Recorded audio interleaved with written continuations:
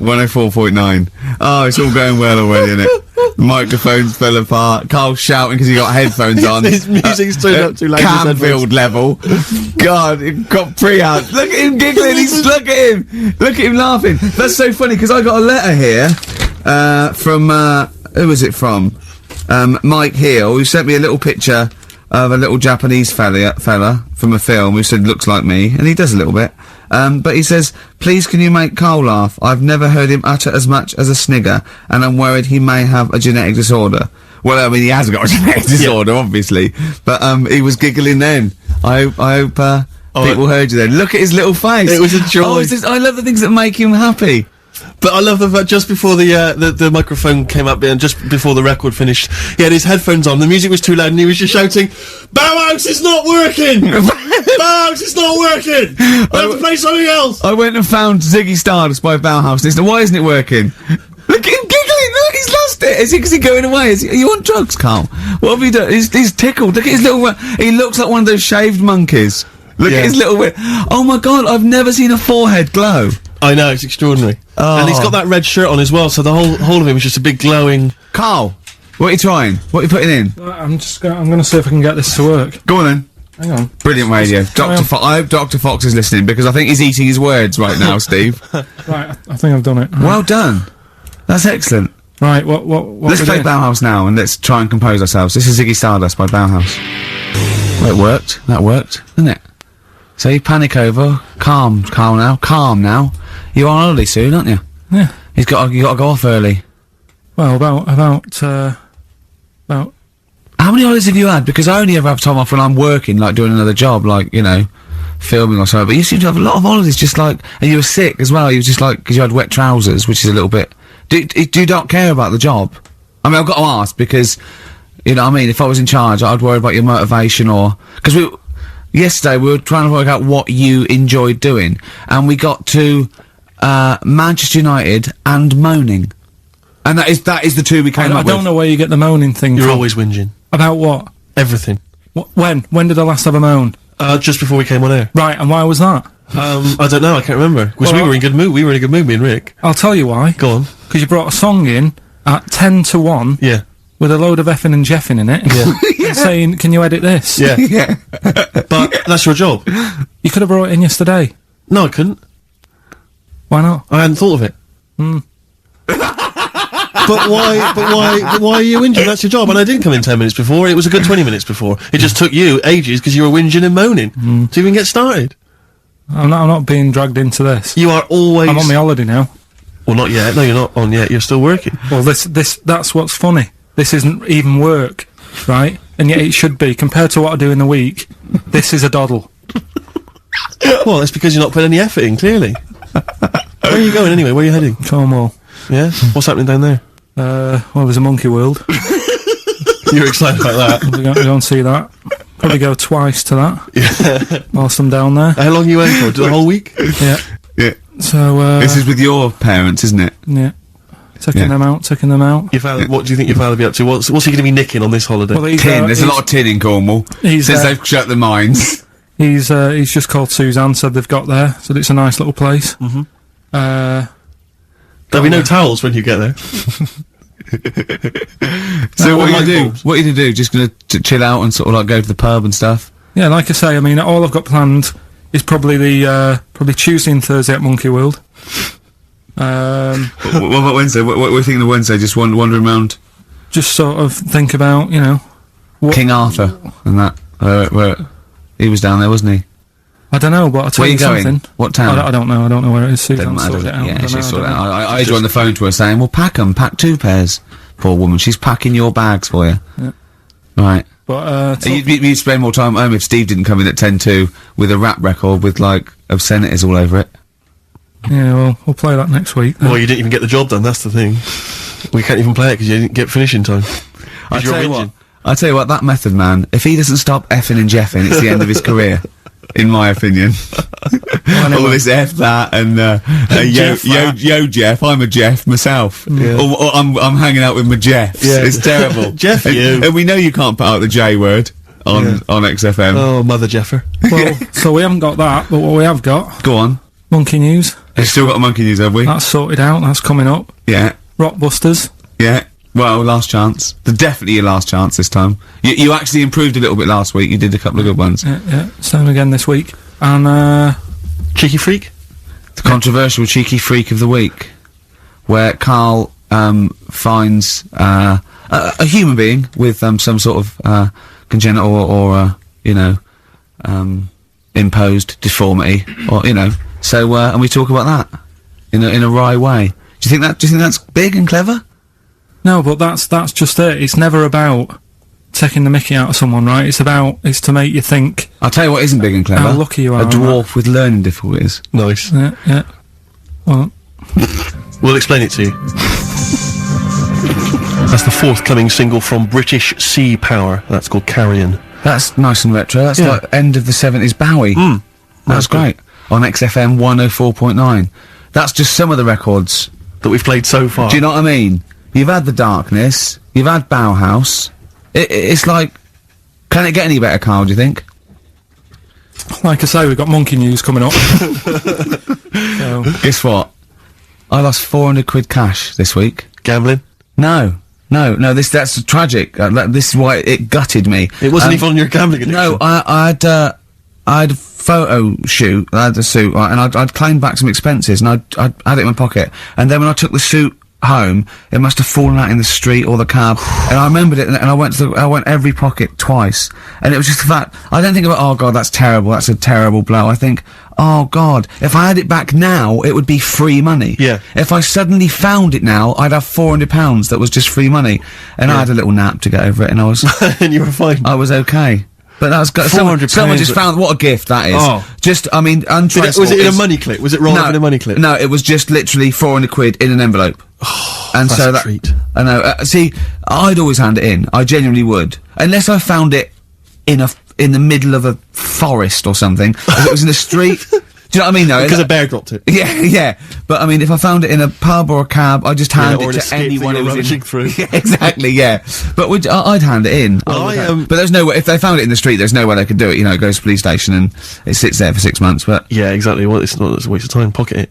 But, because when I was younger, I remember being outside a post office once when I was about 10 or 12, and finding a purse, and thinking, oh, that's nice. And opening it up, and there was some money in there, and a pension book, and so it was obviously an old lady. I found an address, I sent it to her, and my mum said, you've been so good there, you'll probably get a little reward. She'll probably send you a little reward. Nothing! I got maybe a thank you note, but no cash, no moolah, nothing. Really? And I was livid, because I'd been told that I was going to get a reward. I thought I've been a good Samaritan, nothing. So, many moons later, when I was at university, I learnt from that, and this is the most bizarre thing. It this was like, explains a lot, doesn't it, Karl? this is like the Mary Celeste. I went to a cash point to I thought, I can't get my card in here. And I realised there was already somebody's card in the machine. They'd put the code in, but then they just disappeared. They'd been kidnapped or something. So it was just there, waiting, sitting. Said, what do you want to do? And it gave you a number of options. I thought, interesting. Steal or go to Yeah, heaven? yeah, exactly. He went, oh dear. Yeah. Well, I pressed balance, just to check what their bank balance was. Unbelievable. It was a considerable sum of money. I'm not going to lie to you. It was not typical student debt. It was like, I think they were a foreign student. There was a lot of cash in there. A lot of money. Did you feel a slight bulge in your trousers when you saw the amount of money? I couldn't believe my luck. I thought to myself, now then, I could just take that card out and hand it in, or I could teach them a small lesson Right. and maybe give myself a reward, because last time I did that, I didn't Yeah. get a reward. So if I give myself £30, then I'll take the card out. 30? Give myself 30. You didn't really? Well, I thought that's a good reward, and I went in, I handed the card in, I took that Steve, and that's a little reward for me. And I'll tell you this, don't think it's evil, because I went in and I bought everyone a drink. Well, brilliant. Yeah, I didn't tell them I got the money free. Well done. Excellent. So probably gangsters are quite generous with the money they've stolen from other people. Yes, but someone's negligence, Rick, has lent. Well, the thing is this, right? Steve, I believe it, except that buying people a drink, Karl. What do you think? well, I kind of thought that when he said it, but then I thought, but they'll be buying him back. So he's still So in a way, he's still a winner. Yeah. Everyone's a winner. in that situation, including the student, because frankly, if there had been a less scrupulous person who found it, they'd have probably helped themselves to a considerable sum. I cannot believe he did that. There was thousands and thousands of pounds in there. What if it was, what if Beadle jumped out and slapped you with his little claw and said, we've been filming this, merchant? Well, so what? How old were you then? I don't know, 19, 20? Would you do it again, or was it just to get the world back for the old lady's purse? Possibly do it again, yeah. You're joking! Well, you've got to think of it this way. You've got to think of it as there was a lot of money in there, and someone less scrupulous than me would have taken a fortune. They'd have cleaned them out. Whereas I just took a small reward, which I thought was more than enough for someone's negligence. And I've returned the card. They've got the card back. Everything's fine. Think of someone else. I could have gone on a spending spree. I could have been buying stuff, all sorts. Yeah, but it wasn't yours at all. Yes, but they probably would have given me a reward. And because, you know, sometimes people forget or, you know, they don't give you a reward, I thought I should take it myself. You had to go at your dad for nicking a loaf of bread out of a phone box. Yeah, but that's because it's for old people, geriatrics and stuff. How do you know how old was your people who you were robbing from? It was on a student campus. Well. Wow. I think it was more, I thought it was excellent behaviour. I thought it was that's good, honourable behaviour. That's showing another side to him, isn't it? What would you have done, Karl, in that situation? And tell the truth. I might have helped myself a little bit. There you are. What, this is helping yourself a bit. Like you say, just sort of, you know, stand them back and sort of say, you know... If you find a £1 coin in the street and you can be bothered to bend over for it, then have it. But someone's cash point card or personal belongings... I'd let them know, though. Did you send it to them and say, I've service charge included. I've took that out already. No, I handed it in to the... You let them know? What do you mean you'd let them know? I'd say, you know, you're lucky here. Right, I just took, I'd probably take 20, actually. Because that's just like one note. Sorry, right, okay. You are winding me up. No, I'm not. I mean, not for once. I mean, I know what Steve's like. He is tight, right? He is. And you know that, don't you, Steve? Financially, you mean? Well, no, I mean, just the way you are. You're very sort of, you know, you're not wasteful with your money. I'm careful. No, I'm not wasteful. Absolutely right. No, but to the extreme. Not towards the extreme. Not towards the extreme. No. Look after the pennies. The pounds will take care of themselves.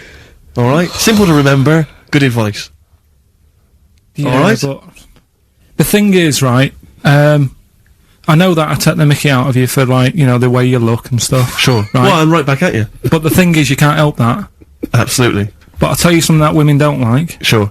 And it's fellas who are tight with the money. Sure. I'm not frugal with money with ladies. I'm frugal with money with you. Well, I've got no reason to splash money out on you. I've never seen you splash money out. Well, you've never been out with me. Steve, have you ever splashed out on a lady? No, but I hope to one day.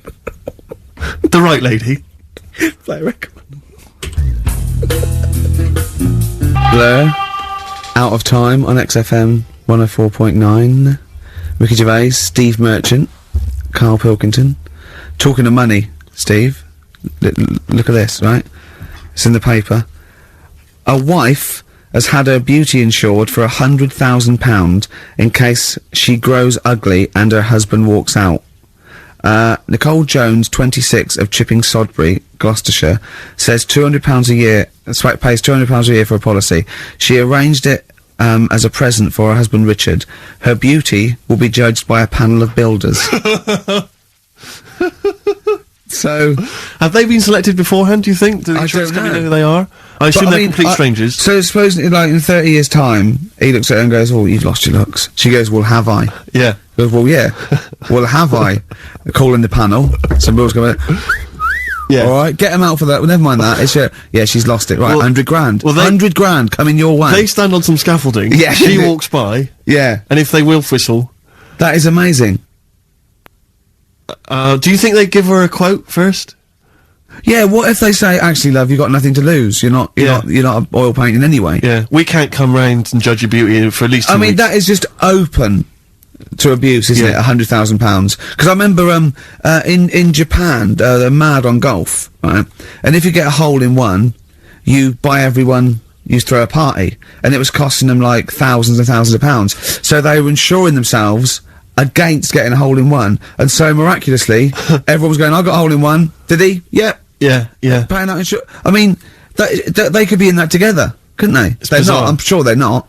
They're probably more honest than you two that would take 20 quid out of a cash point. But, you know... No, 30. 30. Yeah, 30. I like the wording, though. A wife. Yeah, a wife. The word wife. The word wife. I don't know why I just find it's just an odd word. This is my wife. Hello, the wife. Yeah, the wife. My wife. It just seems a word that you have to say if you're 60. You can go, I know. Have you met the wife? And even then, ironically, unless you don't know exactly, are you married? Yeah, my wife is from, you know what I mean? That makes sense, but it's the wife. People go, oh, better get back, I'm meeting the wife for dinner. But especially when you know them. I remember bumping into friends of mine somewhere at a party, a couple that I knew, and I'd known both of them before they got married. In fact, I'd known her, I think, longer. And I said, where's so-and-so? And he went, the wife will be along in a minute.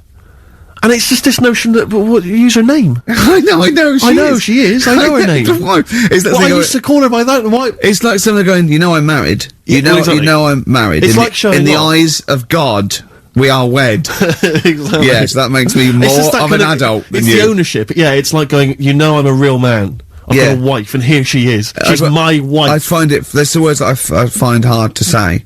In a shop, I could never ask for wet ones. Do you know what I mean? If I have to go and ask for wet ones, I won't bother. Or toilet duck. Another one I probably that I never say, Snickers. Why? Dunno. I think it's I grew up with Marathon. Yeah. See, this is so pathetic, I still get embarrassed buying, toilet paper. Really? You know, if you go into, like, your 24-hour shop just round the corner, not a supermarket, big shop, but if you just go in there and you're just maybe buying some milk. Yeah. A chocolate bar. Because it's like they know what you're up to. No, but they know you're going to use it to, you know, when you're going to the lavatory at some point. It's too intimate. But you just go, I know what you're thinking, I'll be using this after masturbation. Thus saving all embarrassment. It goes with the porn mag I just bought. Elvis Costello, Alison, from way back on XFM 104.9, a retro cut. Indeed. Wow. Up to the modern day, the newest game show around, Rockbusters. Whee. Isn't there a jingle? It'd probably be something like, Rockbusters. It would be very, along those lines. I've got to work it out, but I mean, let's go without it for now, and they'll be on ready next week. Excellent. The prizes, once again, sourced by Karl Pilkington. I think it's, been in the prize bag before, Karl, but good to see it back. The best air guitar album in the world ever. Do they keep sending it back? Is that just fun? It comes through the window, tied to a brick? Actually, there's a lot of good stuff on there. There's, the Kinks. Knopfler? Is there Knopfler? Knopfler, I believe, is on there. Is Clapton anywhere to be seen? Definitely Clapton, I would have thought, a Deep Purple. We got Quo, Skinnerd, Mac, Snake is there, Straits, excellent, and, there's all sorts on there, obviously. Yeah. This is always an odd choice, but fair enough. This is the, current album by the Yardbirds, their first studio album in 35 years. So, the new music station XFM giving away that. Excellent. I suppose it's new music in some ways. A Smash Hits compilation. We got stuff on there. It's Aha, it's Curiosity Killed the Cat, it's all the old favourites. Plus 2 DVDs. Columbo. What Columbo? It's got a couple of classic Columbo episodes there. Suitable for framing. One of the best, TV programmes of all time. Why do I get... You can always tell immediately who the villains are. Suitable for framing. I'm assuming that's some kind of art dealer. Yeah. Maybe an artist. Candidate for crime. Presumably some kind of, presidential or political candidate. That'd be good, I'm sure. Columbo. I mean... Stab Woman. That was my favourite episode. Stab Lady Wife. I mean, to be fair, I'm not sure why... Who would buy a Columbo DVD? Like, you can't find it on TV. It's on now. It's on now. I guarantee, because someone could maybe email in, is there an episode of Columbo on now anywhere that got cable or digital? I think it will be. Almost certainly. But it is great. And the other DVD here is Cruise of the Gods, which was the one-off TV kind of comedy film that was on at Christmas, featuring Rob Brydon and Steve Coogan. It's good. Williams. So, there's a few gifts there, not bad at all. Right, now we get to the real deal. Okay, this is what everyone tunes in for. This is Monkey News, I think, not the music. Go on. Well, there we go then. Yeah. 3 cryptic clues and that, and just work it out. Cryptic, but easy as that. Email in. It's email in. Right. Well, what's the email address? ricky.gervais@xfm.co.uk. Well, don't say that I know it or care. I think, So the first one, he's got American coins all down his spine. Right? He's got American coins all down his spine. What band's that? What artist is it? Email in. What does it begin with? What? N. I know it, I've got it already. Right. That's rubbish, too easy. Yeah, Right, go on second next. one. Jeremy Beadle has got arthritis. Right, Jeremy Beadle has got arthritis. Yeah. That's the second clue. The initials there, SLF. Right, SLF. Jeremy Beadle's got a little bit of arthritis. And the third one, Foxy, Shipman, and a country western singer on a merry-go-round. SD, right? So Foxy, Shipman, and some country western singer having a go on a merry-go-round. The initial SD, right? So email in, ricky.gervais. I'm intrigued with that one. I'm genuinely intrigued with that one. I like the fact there's this certain whiff of controversy about it, because Shipman is mentioned. I know, yeah. Oh, A little bit edgy, that. So that's the three. He's from your neck of the woods, isn't he, as well, Shipman? Yeah. Yeah. I think my mum's mum used to use him. Okay, let's play a record. Well, you want to play a record or play some adverts? Do you fancy some ads? Oh, I'd rather adverts, Well, yeah. I've got some for you. Placebo, this picture on XFM 104.9. Steve, Yes. I think Carl's going to put most people to shame. We were talking about generosity earlier. Because Carl is a nice, generous bloke when it really comes to it. He's paying for Father's Day. He's paying for the cottage that he's going away with his dad. Are you really, Carl? Yeah. Right. Well, there's no way of us proving if that's true or not. Well, what do you mean? Well, you could be lying. But why would I do that? Well, because you want to show off. I didn't do it on air, you mentioned it. I don't want people to know how generous I am. Right. Just do it, just get on with it. You know what I mean? Yeah, yeah. Look, charity work and that. Yeah. Yeah. Exactly.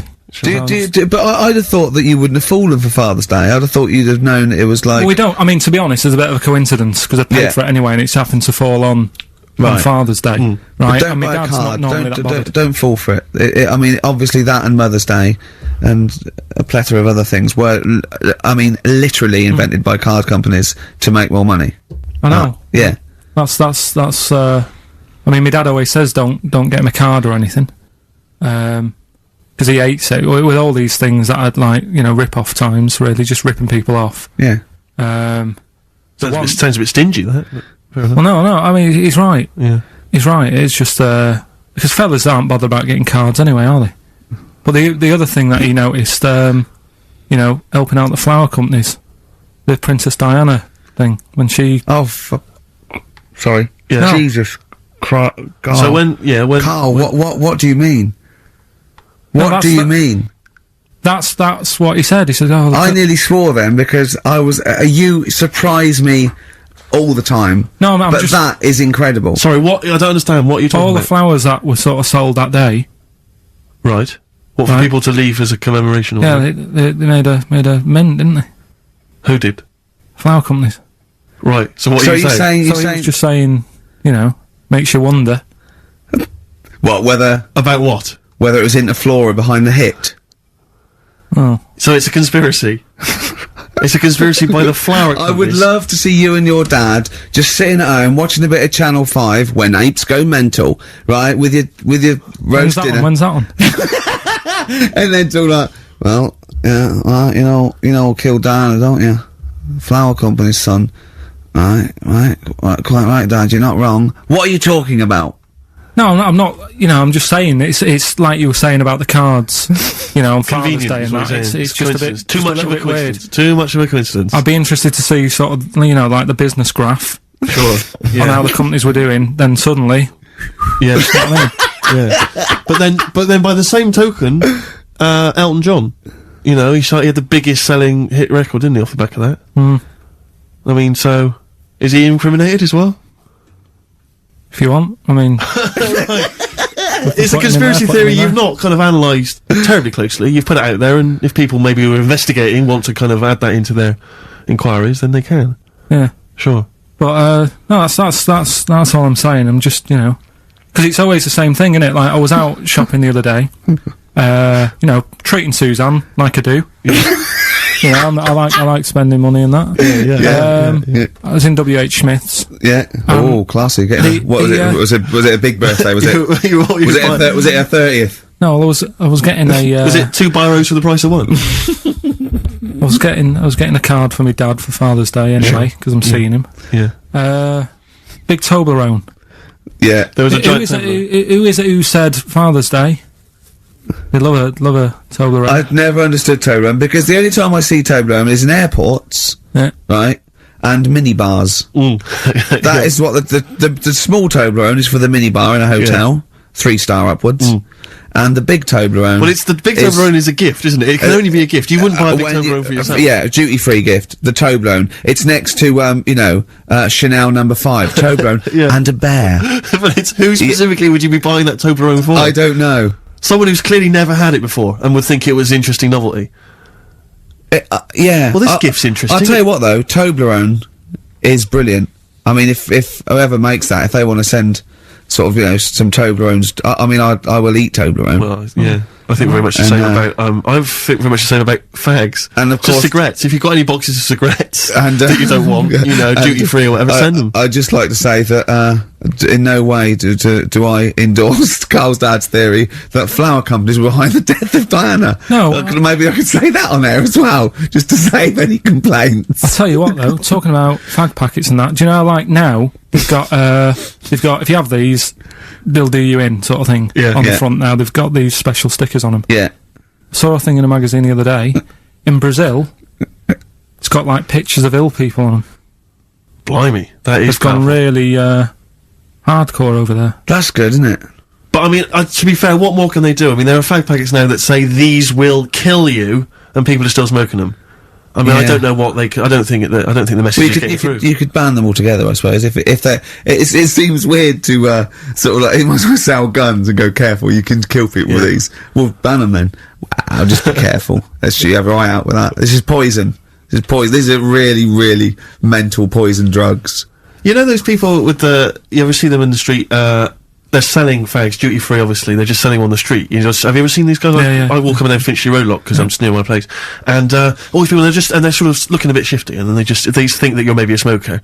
They just fags, and they'll open their jacket, and it literally will be like something from the 1940s. They won't go to you though, do they? No, smoking stunts your growth. They know you must have never had a fag in your life. But I might be buying them as a gift or something because I'm quite a generous guy.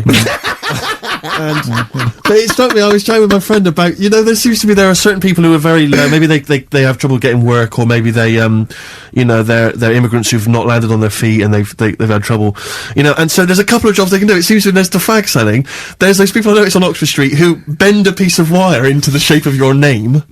I mean, what kind of a gift is that, really? You know what I mean? I know. It's like they're literally giving them out. Or you can have the bending the name. You can be selling those things that you throw at the wall and they sliver down. At Dover? Yeah. What are you doing? I'm a trained carpenter. Right. Can you write really small on a piece of rice? I could try. Could you write those names on a piece of rice? I could try. It's quite tricky, but do you think you could do it? What about the rest of your family? Well, that one's only 2, but he could be trained. He's got smaller fingers. Okay. Do you want to sell some knocked-off perfume? How about that? Again, we'd like to apologise for any inadvertent racism, suggestion that Lady Diana was killed by flower companies, or that Steve makes a habit of stealing from cash points. What about XFM 104.9? a picture of Rick Waller on the front of the bargain bucket?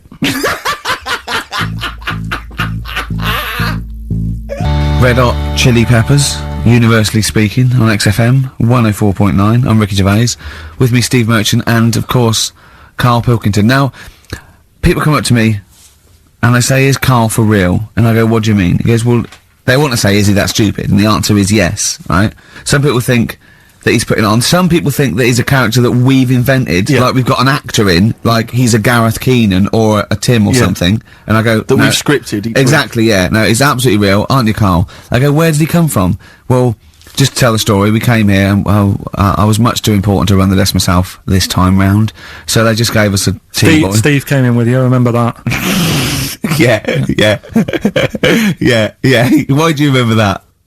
Well, Steve knows, I don't want to keep going over it, but it's just the way he looks. It's just Were you taken aback? A little bit. Yeah.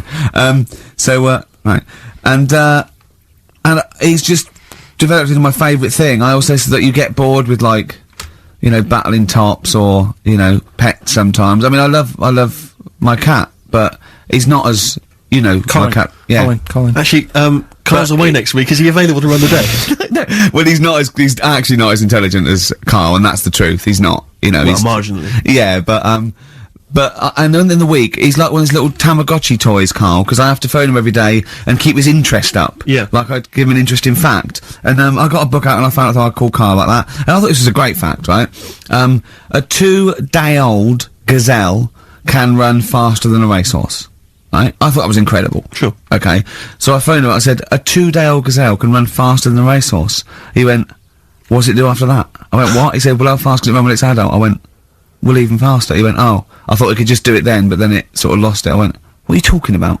I went, you know, that's incredible. A 2-day-old gazelle can run. He went, well, no, that's what they do. I went, what? He went, that's what they do, isn't it? I went, what do you mean? It's 2 days old. Right? He went, yeah, but a 1-day-old fly can fly. I'm 30 and I can't fly. It's not what I do. Right? And I went, right. He went, a jellyfish can hold its breath underwater for hours. I went, it doesn't hold its breath, does it? It hasn't got lungs. So he went, what? I know I had him. He went, what do you mean? I said, well, they don't breathe, do they? He went, what do they do? I went, well, they get oxygen directly from the water via osmosis straight into their cells. And it just went quiet. And I went, a 2-day-old gazelle? And he went, yeah. Do you know what I mean? He was just thinking about the jellyfish. Yeah, yeah. Well, he was looking up osmosis, and then he was thinking about the jellyfish. But I just think, I mean, if Bambi's anything to go by, this little gazelle spends a whole day trying to stand, and the next day it enters the derby. And you don't think amazing. You don't think that's incredible? No. See, you know the sort of things I find incredible. Go on. Mirrors.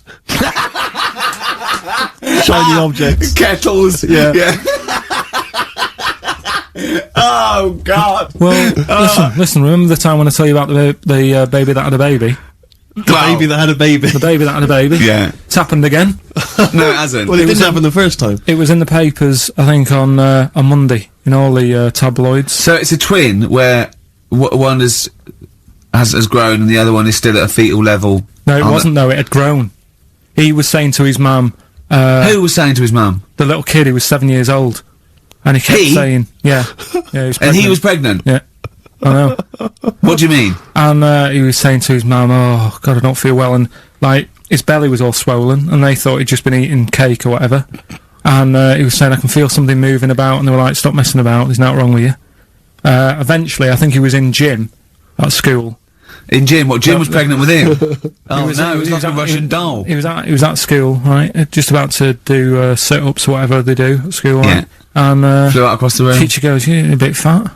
You look a bit pregnant. And so best took to the doctors, took him, said, you're 7 years pregnant, or something like that. What? Or something like that? You're 7 years pregnant. Or something like that. You say to the doctor, Carl, why don't you think about what you say before you say it? See the reaction I get. Now, the gazelle, I didn't get excited like that. 7 years pregnant. Send it in. If someone's online at the moment, just having a look around, it happened on Monday or Tuesday. Because I told you at the pub quiz, didn't I, Steve? I said to you, I know the baby's had a baby. Yeah. And you were like, yeah, whatever. Well, I just thought you were talking nonsense as ever. Well, we'll find out. You're 7 years pregnant. Yeah. You're a fool. Play a record. Well, we've still got stuff coming up. Monkey News? Rockbusters answers. We'll have to get that out of the way soon, because we've got what else to get out. Have we got a cheeky freak of the week? Yeah. Brilliant. Rockbusters. Well, I think we should play a tune and come back with Rockbusters. Oh, the show's fallen down. We were going so well. No, it's just the energy, isn't it? The first hour we got through. I'm still in good spirits. Is this still good? Is it this show? I'm enjoying it. Yeah. Yeah. It's still good, is it? Let me just check just check what Richard Anderson thinks of it. Good evening, man. Again. No, he thinks it's appalling. No, the Dixter thinks it's appalling. So we should play a tune because he prefers the music. Bit of Aqualung. Aqualung. Rockbusters next. I like that. That's great, isn't it? Not bad. Aqualung.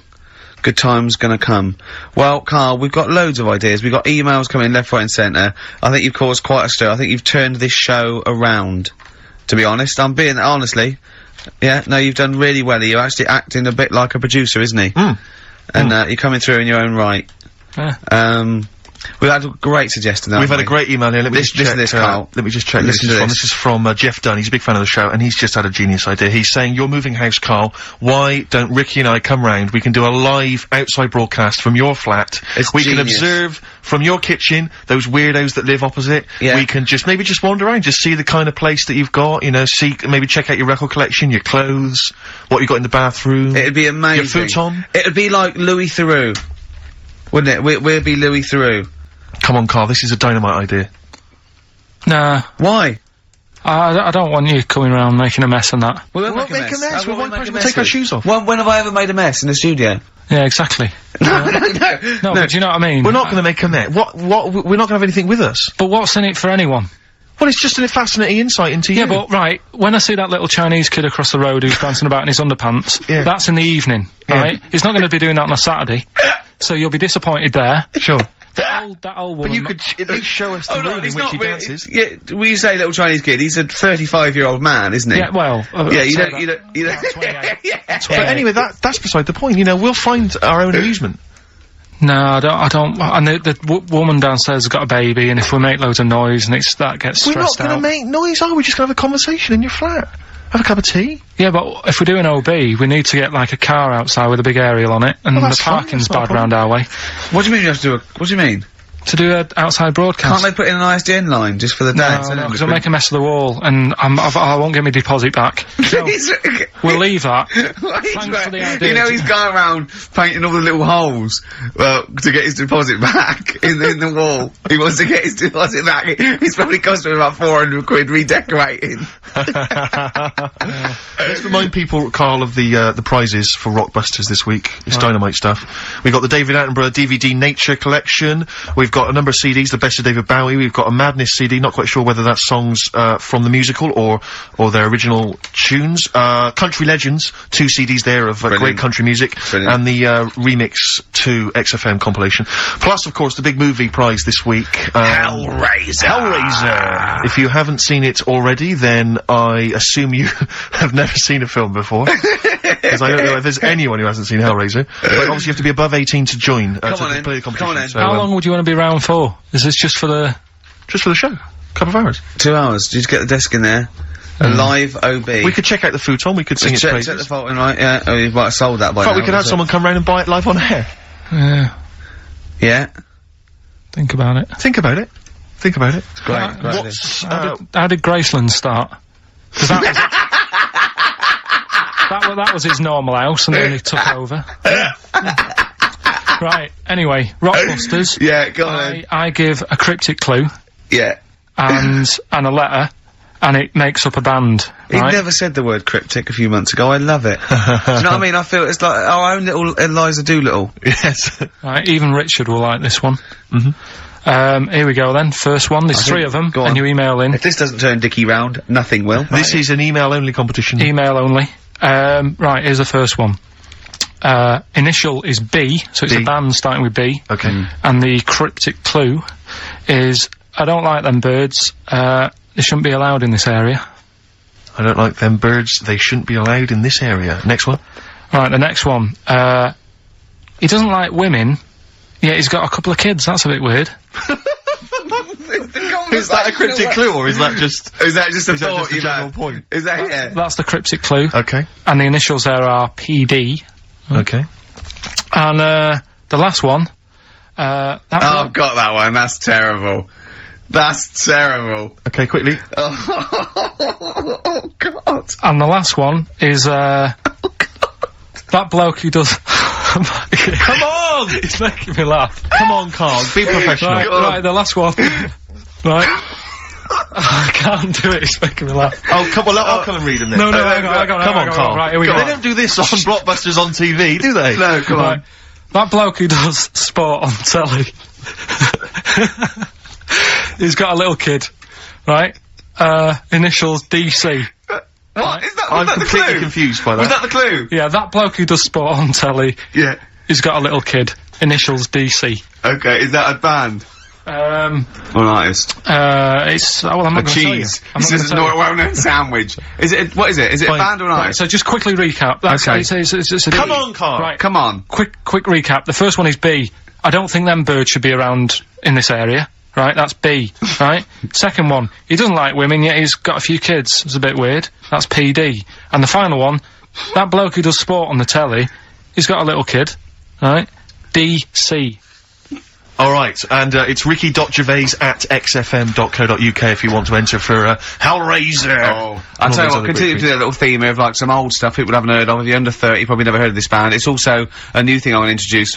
It's Show Up Camfield. Camfield talks the talk, he doesn't walk the walk, he doesn't play some rock classics on his show, because he's scared. I'm going to play the tracks that Camfield's too scared to play. This is Kansas and Carry On Your Wayward Son, alright? Raw, Nirvana. amazing. We were just talking, we were getting excited about that, Yeah, aren't he's we? got an incredible voice he has. And Grohl, drumming, it's brilliant. You Know You're Right, the new one from Nirvana. Well, it's time for Educating Ricky Part 2, isn't it? I'm excited, Carl. I'm gonna learn so much from this. What's the choices again? What's Right, you've got left. Still keep phoning your answers to, Email. Email, sorry, yeah. The answers to Rockbusters. Yeah. Right, okay, Educating Ricky, Part 2. Right. I'm committed to this treatment. Yeah. Is one. Oh, I've gotta go for that one. Yeah? Yeah. Or the other one is the police are causing a bit of a stir. He still says it like it's the best thing he's ever come up with, which in a way it is. It could be. Right, go on then. I'm committed to this treatment. Right. Do you know the saying? Is it just sayings now? Are they all sayings this week? No, they're not. Okay. No, the other one isn't. Frog in your throat? The saying, there's a frog in your throat? Yeah. I assume it's, when you, croak a little bit. You sound like a frog. No. Right. Might seem a bit weird, this one, right? But years ago, Oh, yeah. Sorry, what is that clue? Committed to this treatment? it's about frogs Kermitted. Kermit. Probably works better with a K and an ER written down. Well, also, if you'd pronounced it Kermitted, yeah. but not committed. Committed to this treatment! Right, go on then. That's Right, genius. So yeah. For what? You go to the doctors and you go with throat's hurting a bit. Right. And what they did ages ago. Ages ago, what year was this approximately? We are going back quite a bit with this one. Oh, okay, go on. And the doctor would say, He got did history. Imagine years ago, go on. and the doctor would say, right, keep your mouth open, I need to look at your tonsils. And the jaw would ache a bit, because they weren't as quick back then, because they didn't have the technology and stuff, and they'd have to, like, stare at it and study it and stuff. And, like, they get an achy jaw, right? Keeping their mouth open. Yeah, like, you get, you know, Yeah. when you eat a Mars bar or whatever, it's like that. So, they'd sat there, and they used to always close their mouth, and it used to annoy the doctor, right? Sure. So what they did, they used to get a toad Right. and put it in the mouth, Rubbish. Okay, keep talking. Keep talking. and that way they couldn't close the mouth, because either they'd squash it, Right. or apparently you're not allowed to lick a toad's back. So the doctor would have them for breaking the law? No, but it's poisonous, right? A toad's back. You should never lick a toad's back. Or put it in your mouth, really. Oh, just stop for a second. Wait. What? Can I just ask one question? Go on, Can I yeah, just go ask on. one question? I've got a few, but No, go on. sure. My initial thought is, it sounds like a brilliant bit of sort of medical, knowledge there. It's a great idea. Yeah. My only thought is, how does the doctor see past the toad? At your tonsils? What's he actually looking at with the mouth open? Surely the toad is Isn't in it the like way. hopping around in the way? It didn't say.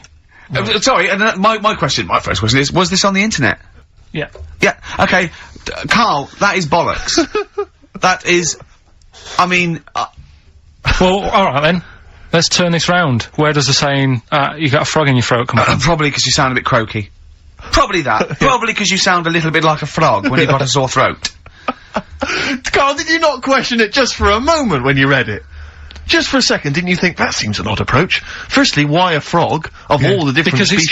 it's poisonous. A toad. So it's a toad as well? Yeah, well, it worked. I'm committed. Worked. No, No, my point is it's frog in the throat. I was gonna change it to, have you heard the news, Toad Day? But I went with the frog. Oh God! Right, So that's think rubbish. about it. So that's rubbish. Next, can I have, Let's play a tune, let's come up with the God. last one. Oh, Can I just say, Colin? no, just play it. yeah? Yo, Carl.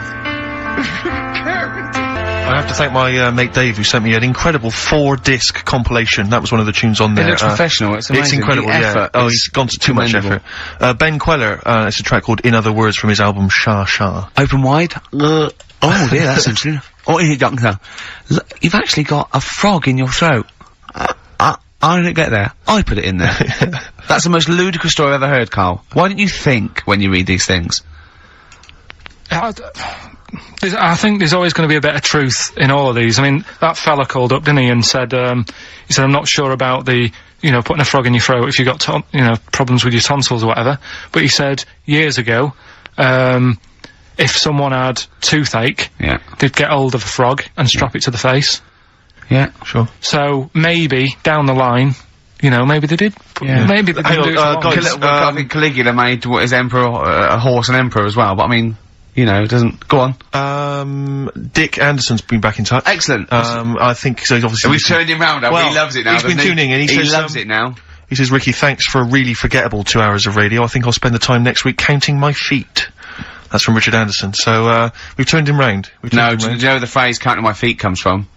Well, in the olden days, right, and I'm talking ages ago, when you really loved something, you used to, as a sign of respect, like, say, a radio show, you'd count your feet. And that's where that comes from, Carl. Well, what about the frog thing with a poisonous back? It's rubbish. That's true. No, the toads have, the secretions in there. Why? But they didn't put it in people's mouths. No, so, well, I'll tell you why. When a badger or a heron tastes the toad, it's horrible. Ugh. The toad might die, but it's for the good of the species, because then, think how many toads, looking like that, a heron could eat in its lifetime. So, the fact that one toad sacrificed itself, all those other toads, in that heron's manner, will be safe. Why? I mean, we've talked about animals a lot on the show, right? Yeah. And when God made a toad... Sure. Right, okay, well, I'm gonna stop you there, straight away. Don't. Just let him carry on. Right. Okay. Like, there's annoying things out there, jellyfish is a big problem with me. I don't understand what they do in the sea and stuff. Right. Right, but we'll leave them. God's a problem for me, but go on. We won't talk about jellyfish. No. With the toad, right, if it's to protect itself... Yeah. Right, now it's not to protect itself, it's to protect its species. No, yeah, but that, surely, right, if the toad had a choice, if God said, right, what I'm gonna do for you here, you can have something like a lobster's got claws, big claws to have a fight. Or, I can give you something that if someone's having a go at you, you've got to try and persuade them to lick your back. As a defence. Yeah. What use is, right, right. God. Well, I'll tell you why. What is God The up fact to? that there are still toads around is a testament to that defence working. That's all I'm gonna say. Okay? If the toad had died out, you'd have a point. But they're still around. It works. Alright? And don't start slagging God off. He's got a lot on his plate. Basically, I think he took on too much. Particularly in 1 week. Exactly, it was crazy. Danger High Voltage, Electric 6, XFM 104.9, I'm Ricky Gervais, with me Steve Merchant. Carl's getting all flustered because I put an elastic band around his head. And we've had a definition of, well, hang on a sec, because there's an update to that, Rick. Go on. We did just have, one definition here of a frog in the throat. Apparently this has come from some internet site, so who knows how convincing it is, but it says frog in the throat, meaning suffering from temporary hoarseness, needing to clear the throat. Origin from the Old English frogger, meaning hoarseness. That's from Chris. Now that sounds slightly suspect to me. Why? But frogger? I mean, it seems odd that it would derive from that when it so clearly appears to be you sound like a frog when you have a sore throat. Yeah, but the word frog could come from Frogger, because it sounds like it's I think wasn't Frogger a game you could play on the on the Spectrum? That's a great game. But listen, hang on, there's an update to that, because just to common frog, of course, Rana temporara, that's the Latin name. Well, your toad is Buffo Buffo.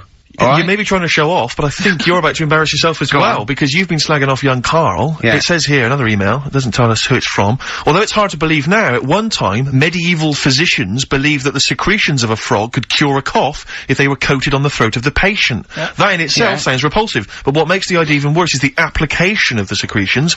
Instead of painting the treatment on, something which may also have seemed rational, a live frog was placed into the mouth of the sufferer, where it remained until the physician decided that the treatment was complete.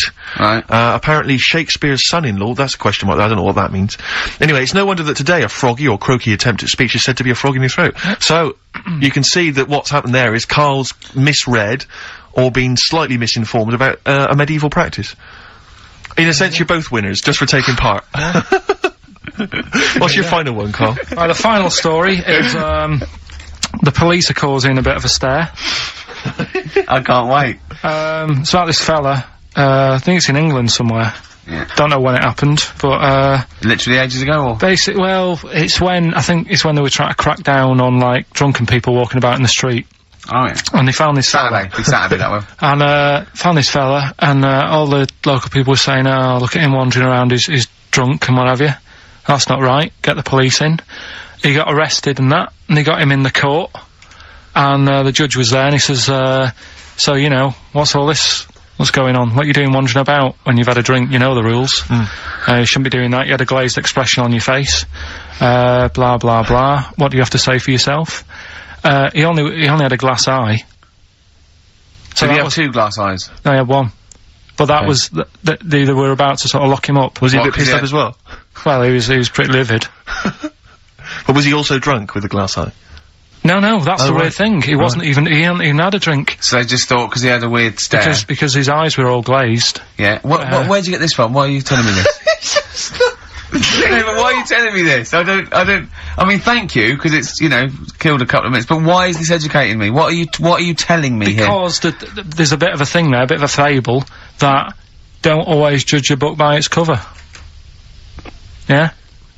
So, the guy, he hadn't even had a drink. He'd probably just been shopping. Yeah. Walking down the street, and everyone's, like, getting involved. Like, what's he doing? Hang on, I don't understand. He's walking down the street, happens to have a glass eye. He was doing nothing else to suggest he was drunk. You don't pick people up just because their eye looks like that. But even if it happened, why are you telling me? With no particular detail. I know this, that we're gonna get It's not enough information. I know, yeah. No, there's a bit of a lesson there, educating Ricky. Just, you know, just watch what you say. Don't always jump to conclusions. The only education I can take from that is that, if I ever do become a policeman, I shouldn't just arrest people because they look a bit drunk. I should just tap their eye with a pen and goes, oh, okay, on you go. Well, on you go, yeah. Guys, can I just look at that? I'm just gonna email Richard Anderson and tell him I agree. right, listen, we're running out of time and that. We've got the where answers. does the phrase frog in the throat come from? We've got it here. It's been told. Well, there's 3. Can we play a tune and come back with that? Have we got anything lined up? Yeah, we've got the song with a story in it. Come on, Karl, let's do something. Quick, play a record. Song with a story in it. But never mind that. Just, they're listening. We discussed this off air. Come on, play a record. Right, it's Song Kinks. Kinks. It's a song with a good story in it. You got to listen to the words. Karl, what was that? That was your little song with a story. That's another little feature that we do every Saturday. Little so song. make sure you tune in. It's a song that's got a good story in it. There's a lot of music about these What's days. What's that story about then? What's that story you about? don't know what they're going on about. Whereas that, classic from the Kinks, called Lola. Yeah, what's it about? I'd listened to it for the first time properly this morning. Yeah. And what I've worked out from it is, there's a fella who goes out for a normal Saturday night out. He's in Soho. Yeah. He's having a Coca-Cola or whatever. And he sees this woman, and he thinks, yeah, she's alright. Yeah. Won't mind a bit of that. So he wanders over, and he sort of gets talking to her. He looks at her, and she's got a great figure, nice face and all that. Lovely knob. And she speaks, and he goes, oh God. Got a bit of a bloke's voice. Yeah. Got a bit of a voice like a bloke. But he thought, but, you know, that's her only down point. Sure. So he dances around with her, and I think he sits on his knee, I think he said. Yeah. Anyway, it turns out it's a fella. Yeah. Right. A sobering lesson. Yeah. What do you take from that? Look, always sort of, if you think you might be talking to, a bloke in drag, just look at his sort of Adam's apple. And he'll probably have a hairier arse than a woman. Yeah, I think you've gone too far then, though. I think you're already getting too close. It's a bit late to pull out. No, pun intended, definitely. There was a pun intended. Oh, was it? Alright, was it? Yes. Alright, okay, we don't be disgusting then. Right, okay, right, the results of, we ain't got a winner for the first time. Yes, we have. We've done this feature for... We've got loads of winners. No, we haven't. We've done this feature for 3 weeks. This is the first time I've managed to sort of... What? Well, let's go through them then. What have they got wrong? The first one. The first one. What was the first clue? one, yeah, the first one. Well, hang on. Let's do them in reverse order first. So what's the last one? The last one, the clue was, that bloke does sport on the telly and he's got a little kid. What's that? That's Destiny's Child. Des, who does ITV Sport, that's has got terrible, a Tiny's man. Child, right? No, terrible. that's fine, they got Okay, that. Destiny's Child. What's the middle one? Right, the middle one. Right. Child. The second one was, he doesn't like women, yet he's got a couple of kids, that's a bit weird. Yeah. Right? That was PD, that was Puff Daddy. That is offensive. Go on. But it's not Puff Daddy. It's Puff Daddy. And he's not even called that anymore. He's called P Diddy. Well, Okay, fair enough. but they got that one. yeah. And if I'm being tight, these lot are as well. Yeah. Yeah. Tight means something in Manchester. Go on. Right? And the first one that they're having problems with, I don't think them birds should be allowed in this They've area. got it. Boyzone. It's not Boyzone. What's the clue again? I don't think them birds should be allowed in this area. That is perfect. A boy zone.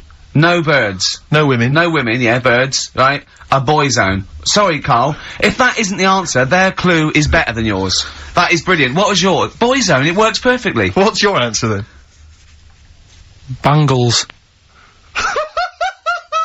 I have no idea what that means. Like seagulls. So you don't want them in this area, so you're banning them. Bangles.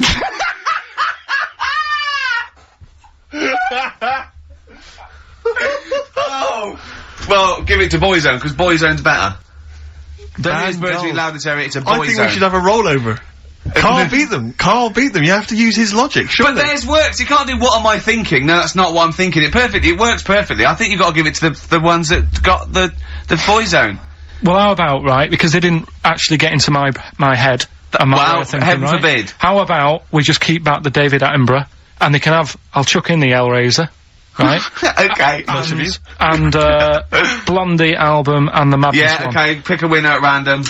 Pick Steve. a winner, Steve. I'm going to give it to Paul Sloman, who got those answers, and he also says, P.S. Carl, you're a moron. So, I'm giving that to Paul, and good luck to him. Right, well, He's got a crazy night tonight. If we can rush these over to him, he's got a cracking Saturday night. well, if I'm a moron, I might get your address wrong when I send them to you. Oh, Coming right back at you, Paul. Yes. Right.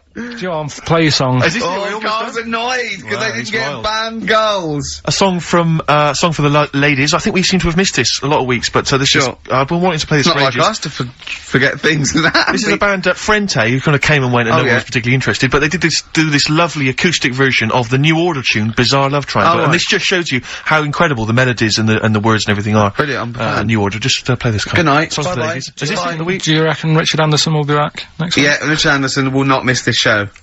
Excellent. Every time I think of Stake by The Bravery on XFM 104.9. I'm Ricky Gervais, with me Stephen Merchant and Karl Pilkington, Yeah. our producer. Right. In inverted commas, heat put. Yeah. Yeah, they know. They know. How you doing, alright, Carl? Yeah, didn't they also write something about me, bald round head? Yes, perfectly round little bald man head, they said, so. Because you need to know that when you listen to the radio on that. Really matters what my hair's doing. Your hair, have you given it a little polish? Because you look like a cue ball at the moment, and you've had a shave in it. I've never seen such a round head. It actually looks like a plate with ears. Yeah, well, for those that have never seen Carl, I actually, if you remember, I think he looks a little bit like, Mr. Spoon from Button Moon. He does! It does! It does! If you've never seen that show, that's And also he looks like, you know when they say, they find with a little 4-foot human, and it's actually 500,000 years old, and they give it a name, and it's the first, Australopithecus into, he looks like one of them as well. Perfectly round little, he is the missing link, he looks half human, half monkey. Because he's got a slight slouch as well. So Yeah, I it's know, like yeah. those pictures where you see it going from an ape to a man. I He's one know. of those sort of in the middle. Yeah, and of course his monkey hands, his hairy little wrist to those those skinny little things that you can get oranges out of holes with. And it's unbelievable. Why are you so all shaved and polished and everything? Got a wedding. What? Got to go to a wedding today, so, thought I'd, clean myself up a bit. Yeah. Shouldn't you be Shaving wearing head. a suit or something? No, I'll go home and put something on. Oh, okay. But, Suzanne, said, make an effort. Sort of had a shave and that, and then I came out of the bathroom, she said, well, your head looks a bit sort of eggish. She's right. She always worries about when I have a shave, because I just, That's your girlfriend, Carl. I know, Saying that. Just think. So don't worry about Heat saying it. And the funny thing is, it's Boyd Hilton, I think, of Heat that wrote it. Well, he's got a little bald head. Yeah, no, don't slag him off. Yeah, but on the end of his review, does it say, you know, written by Baldy Boyd? No, because it doesn't matter, it's a magazine. Don't worry about it. Looking forward to the wedding? A bit boring, innit? But you've got to do it. They're probably listening! Should we do a shot? No, it'll be a great day for them, but I know what will happen. Suzanne will see, you know, all the fuss and that, and then she'll get ideas, and I'll have to let her down and all that. Why is it you don't want to get married again? I always forget. It's just... who's it for at the end of the day? I've been with Suzanne for 11 years, right? Sure. We're happy. Well, I am. That's what counts. You're never happy. I am. I'm alright. Yeah, no, I know you're happy with Suzanne and everything, but apart from that, you're never happy. You are the most grumpy, moany thing in the world. I mean, I get annoyed, but I'm always happy. I was annoyed here, I was happy coming here, but there was a bloke behind me walking and scuffing his feet. He had a pair of those stupid skulls on, and he was clicking and scuffing. Wear some shoes you don't have to click. Pick your feet up. Flip-flops annoy me. You know? But I'm happy, I'm just annoyed. You are just like, oh, the world's on me. It's rubbish, this. I know the world's great, it's just sometimes people annoy me by being there. You know? But, Steve said I should be locked in one of those towers that princesses used to be locked in fairy tales, because everything annoys me. But you're grumpy. I'm not, I'm alright. Oh, right, okay, listen, we better play a record, soon, but, coming up, Steve, I went away with Karl. Okay. It was a little present from Jane. It was a golfing day, and I could take someone. Took Karl. It was a brilliant day, absolutely brilliant. But it ended with us sort of drinking and chatting, and me saying, "Right, I'm going to bed." Because Karl said the most ridiculous thing he has ever said. Think of that. That's something. Oh, sometimes, Karl, I think you're on another planet. He's the only one.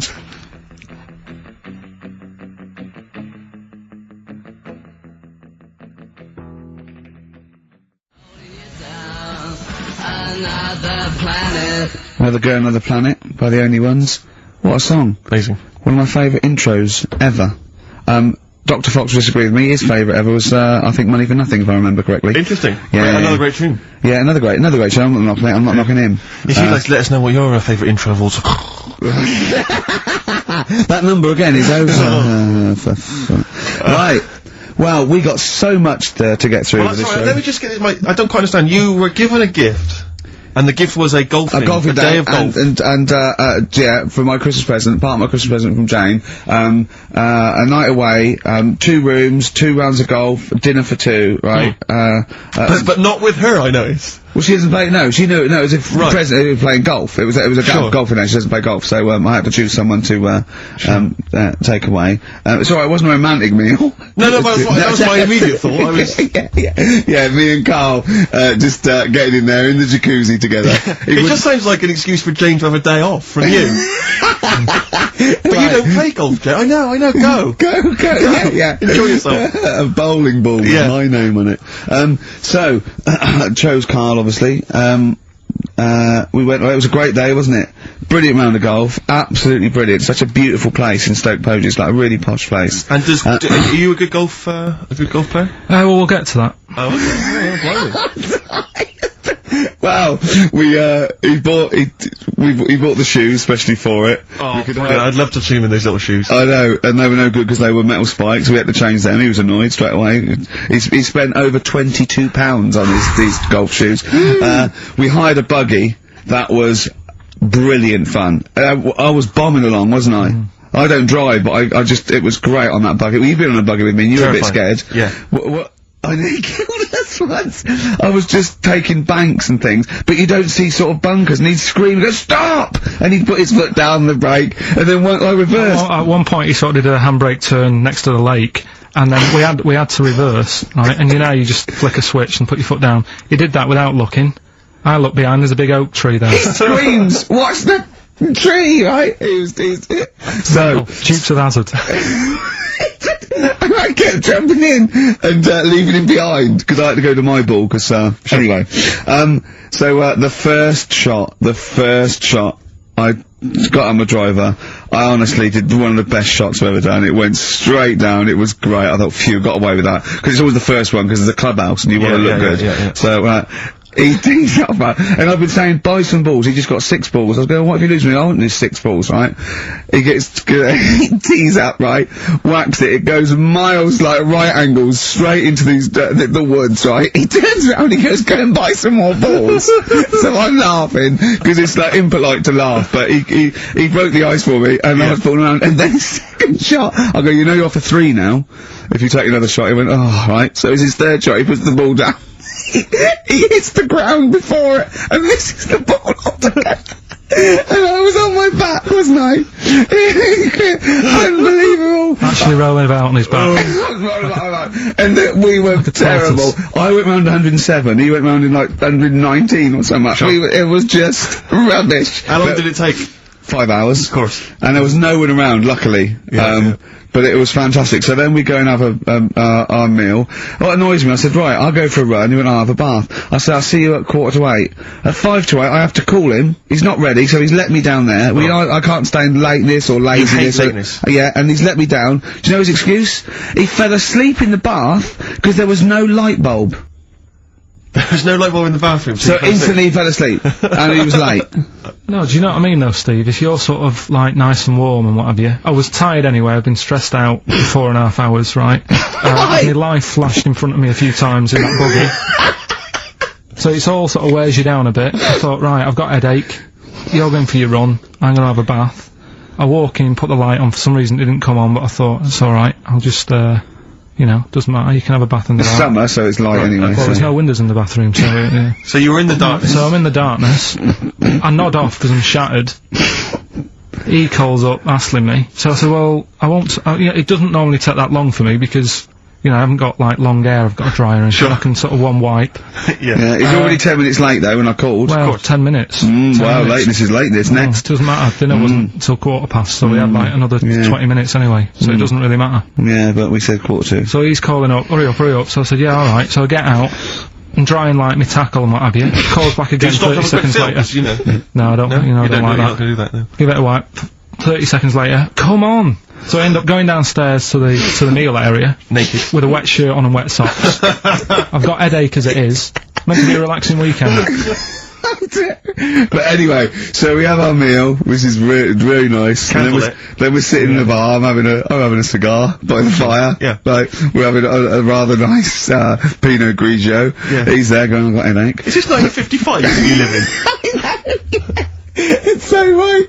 We are knackered because you know he's not used to work. I've seen him moaning, falling asleep. He's not used to it at all. And you've been on your feet for over half an hour. Yeah, right. So, yeah, we didn't even walk around the golf course. We had a buggy. Yeah. Wasn't even exercise.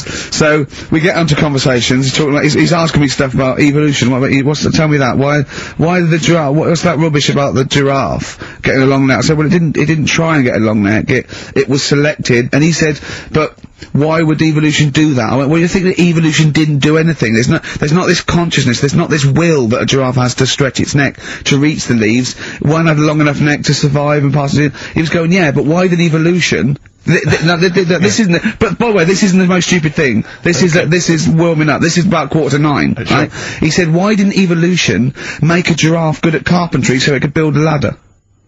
Right. Yeah. Okay. No. All right. Okay. So he's thinking around it. He's trying to pick holes in evolution. Yeah. We get on to, I said, well, things are, I said, we can see the speed of evolution in lower life forms like bacteria, viruses, they evolved, and that's why, soon we won't have an antibiotic that can kill some certain bacterial strains. And he said, and this was about, 11:30, and I said, I'm going to bed, right? He said, in the future, they reckon that you'll be able to wake up and eat a yogurt you can have a chat with. I don't know what that means. Let's put a song on, right? I'll come back to it. So you're going to explain that? Yeah. You've got an explanation? Yeah.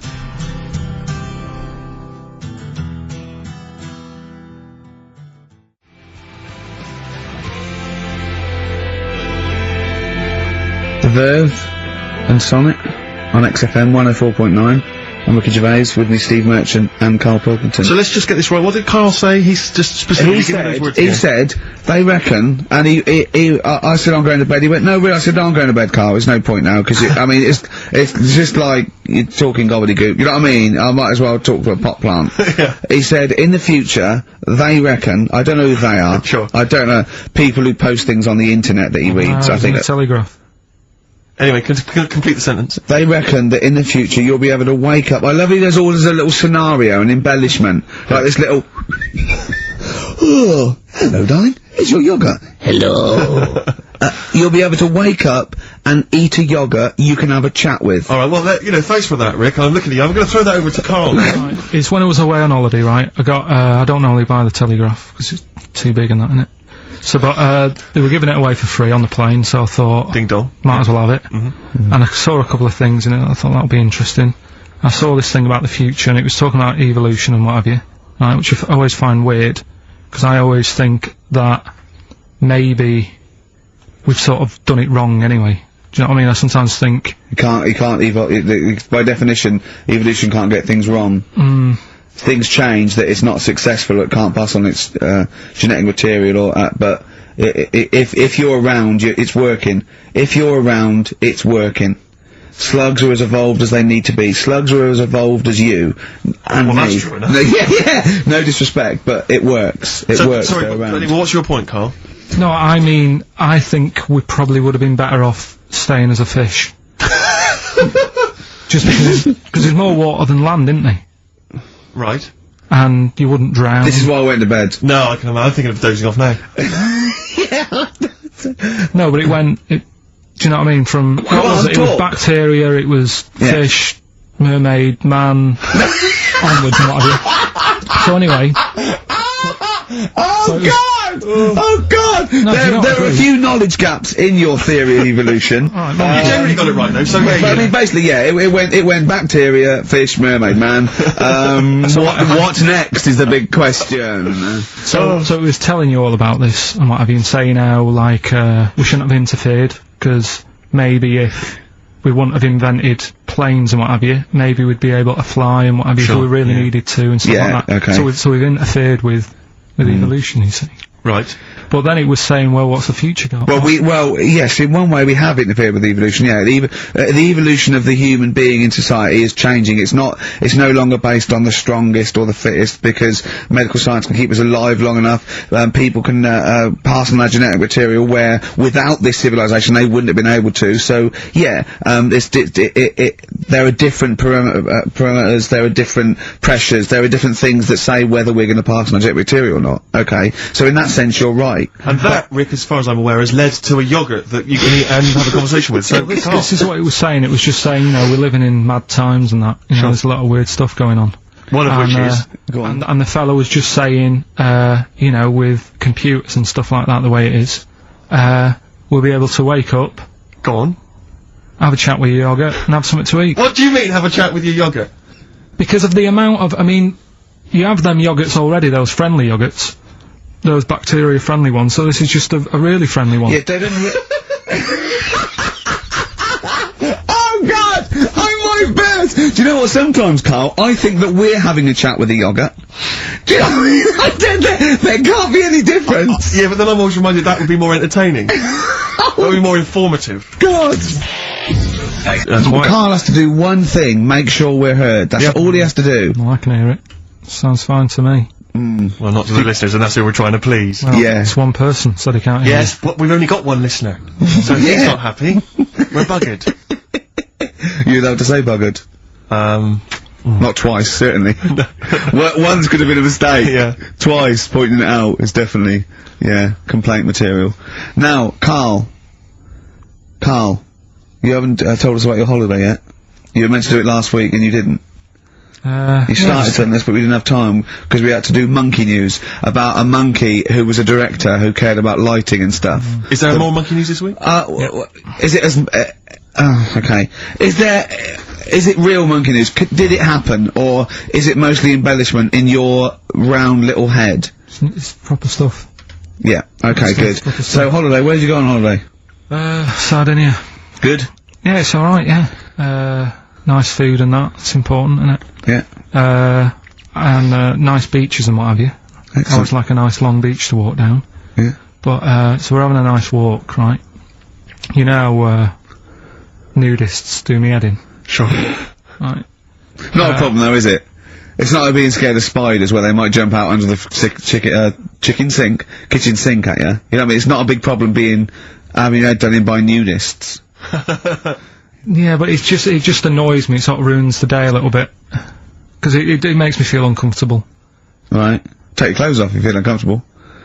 It's much more relaxing. Yeah, but, well anyway, right, so I'm walking along the beach, right? Lovely long beach, what have you know, watching the sea, picking up shells and that. And what are you wearing? What's your natural beach club? When he says picking up shells, I imagine he's on all fours going, Yeah. like that, you know what I mean, looking at things. Just like washing his nuts in the sea to get them tasty. Yeah, going into the sea and then kind of shaking himself and all the water flies off. Yeah. I've just got, you know, flip-flops on, pair of shorts, Some, yeah, a bit and like noisy a little light shirt. Sure. So anyway, walking along, and, Suzanne goes, oh look, right, and there's this woman, German I think, coming out of the... How can you tell she was German? Underarm hair? I'll get to it. Forget Okay. the underarm hair. She came out, it looked like she was smuggling seaweed. I'm going to burst! Oh God! And the funny thing is, right, she, smuggling seaweed! Oh God! She was a bit hairy down there, was she? mental. I felt bad because I hadn't had a shave for 2 days, right? Looked at her, it was ridiculous. She might as well have kept her trunks on. It was just like she was wearing furry trunks, right? So anyway, Oh God! so I'm walking around. So, yeah, go on then! so Suzanne's like, oh look, and I'm like, oh, not again, you know, because every time we go away, there always seems to be one of these. Is she by herself, this woman? Well, the weird thing was, she was with her husband, right, Yeah. but he had shorts on, he was Yeah. happy, right, but every time, like, because I walked past her, and he sort of ran off, because he's embarrassed. Do you know what I mean? There's nothing normal about it. What can he do? He can't go, alright mate, because he knows it's odd, right? How old was he? Sorry, how old was she? It's hard to tell when someone hasn't got clothes on. You know what I mean? They always look older, don't they, when they haven't got clothes on anyway, but I'd say she was about 40, 41. Okay. Right. So yeah, so I walked past, and the annoying thing is, she got there on a bike, right? No clothes on, little pair of boots next to the bike. So if you can wear boots, just pop some shorts on. You know what I mean? That takes more effort for me, putting boots on. But put the shorts on, right? So anyway, so the husband kept running off. I walked past, and I'm getting annoyed because I'm saying, well, we've got to walk past them again on the way back. I There's no like other the way. fact they're scuttling away when Carl walks past. Like when you lift up a bit of, sort of iron sheeting in the woods and loads of mice run away. Yeah. It's like whenever Carl goes, that nudists run away. Yeah. Oh, right, okay. So, but no, so we sort of come walking back and what have you, and you know, I have another look and what have you, and he runs off again. Why are you another look if it offends you so much? Oh, you might as well just have a look. You know what I mean? It's just putting it on show and what have you. But the interesting thing was, I just wondered whether the husband. Because if the husband were nude, you'd looked at his tackle. Because remember when you went to see those two strippers and it was a woman and man, and they whipped their shorts off, you said you looked at his tackle first. I think any bloke would. Well, You would. You just check it out. It's natural, isn't it? You just go, oh right. go on It is then. normal or whatever. Because you don't know if you know what I mean? You don't know if what you've got's right until you see someone else's. No, do you know what I mean? Yeah. Go But on then. anyway, so, but he got us talking, because I was, then, as soon as I saw her, sort of, today's been ruined a bit, so I'm walking up the beach. It's been ruined! Walking up the beach with Suzanne going, how does it happen? Do you know what I mean? Why do people do this? What fun are they getting out of it and what have you? And, I just was thinking, is there any chance that fella, right, didn't even know that she was a nudist until they went away? Do you know what I mean? Because I Yeah. said to Suzanne, say if I met Suzanne, it's like we're getting on, yeah, everything's fine. Yeah. And then you go off on holiday and you go, you haven't got much luggage. And she's like, no, it's fine, this is plenty. And I'm thinking, that's weird. And then we go down the beach and she whips her knickers off. I'd be annoyed, but there's nothing I could do. Do you know what I mean? Sure. So I'm just wondering whether that's what happened to this fella. Every time someone came walking up, he was like, oh god, this is embarrassing. And he Yeah. kept nipping off. Yeah. finding something else to do. Look at some shells. So I'm wondering, Rick, if at some point, maybe today or in future shows, we should get a nudist. You know, one of those official nudist spokespeople. You know, because all these nudist organisations, get them on the phone, justify themselves to Karl, because, you know, in his mind, they are, what would you say, weirdos, freaks? I don't quite get it. I was reading something in one of the supplements last weekend, and some journalist went round to some, whatever you call it, some resort or whatever, for nudes and that. And it's Were just... they playing volleyball? Well, the only thing was, bowls. Why is that annoying? Well, don't play a sport where you got to bend over.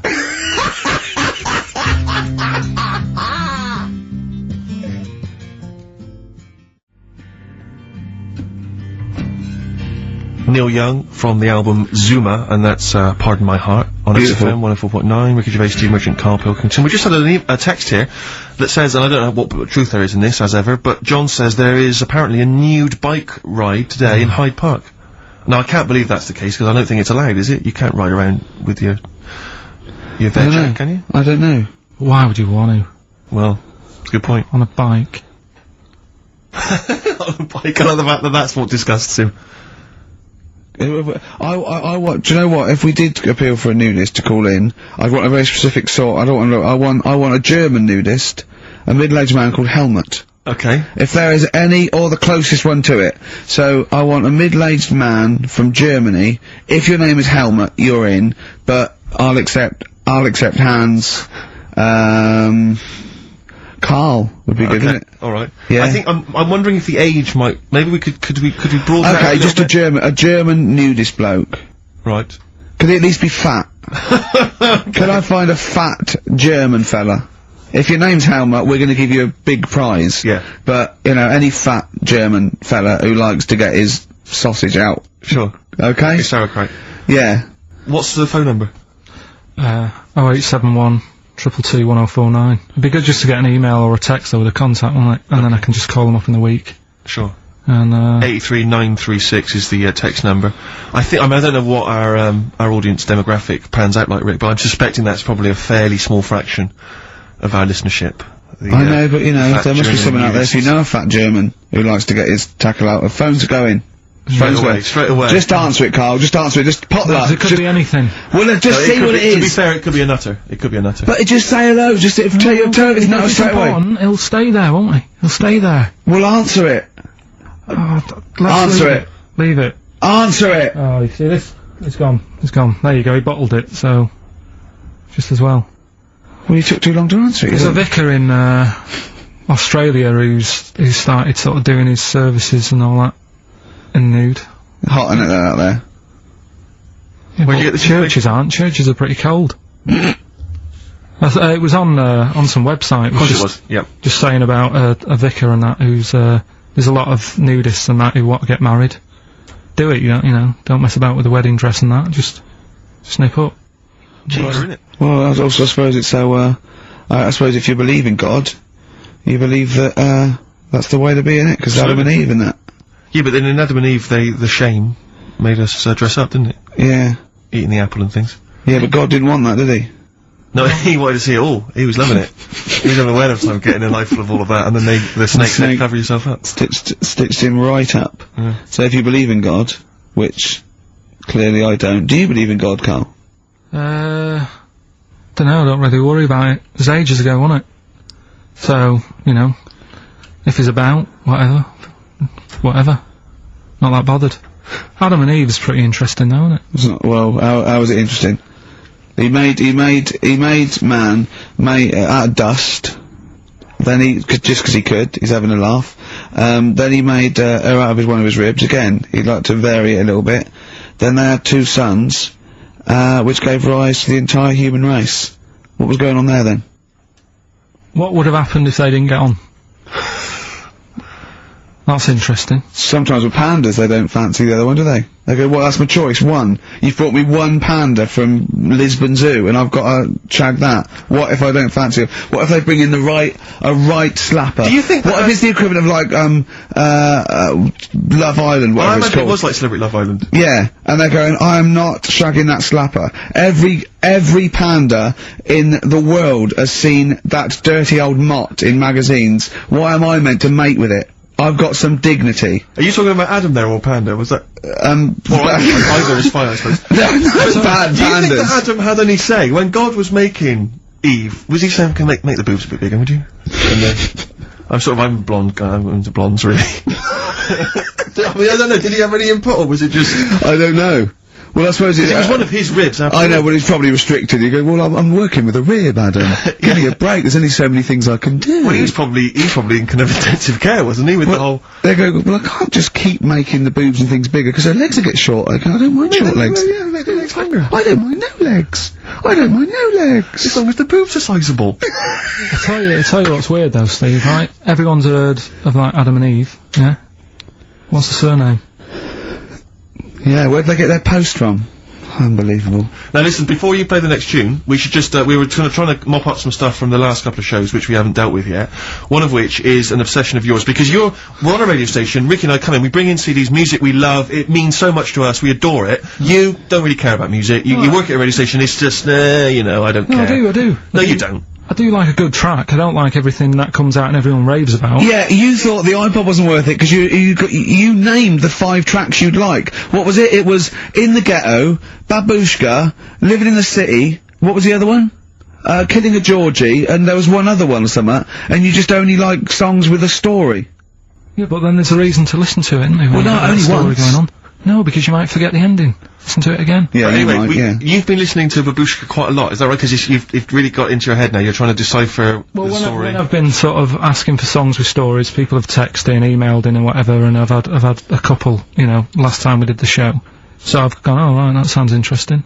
And Babushka, when I was away on holiday, I listened to it a few times because I like the story. It's a good little story going on. You got some thoughts on it there, have you?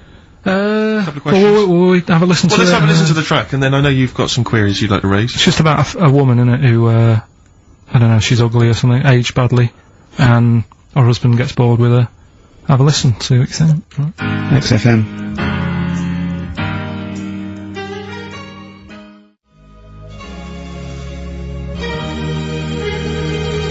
You're listening to Magic 105.4. That was all the way back to 1979.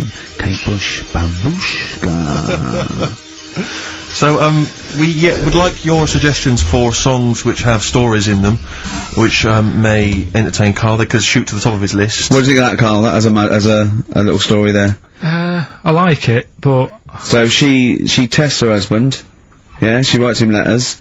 She gets a letter back. It's a pseudonym. Babushka's her pseudonym. It's not a real name. Her real name is Molly Strank from Ealing. And Eva responds. She goes, "Oh, he's you know." So in real terms, he's having a bit of an illicit affair behind her back because she doesn't know it's his wife. So she goes, "Oh, I'll take this a bit further. See how far I go." He turns up. She turns up, he gets it on with her, and he's falling for her because she's acting like she used to act, you know. Was he just playing along with it? Was he like, No, it's not, because they'd have said that in the song. They don't leave it up to... Some people do that, don't they? Well, it wasn't. Kate Bush would have said, and by the way, he's playing along. She'd have given us a clue. He's not. He's fallen for it.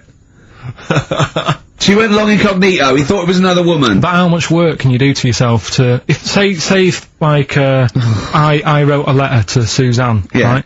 Saying... She'd know it was you. It'd have egg stains on it. It'd be spelt wrong. No, but... And you'd sign it Carl, crossed out Babushka. I wrote to, I won't pick Babushka.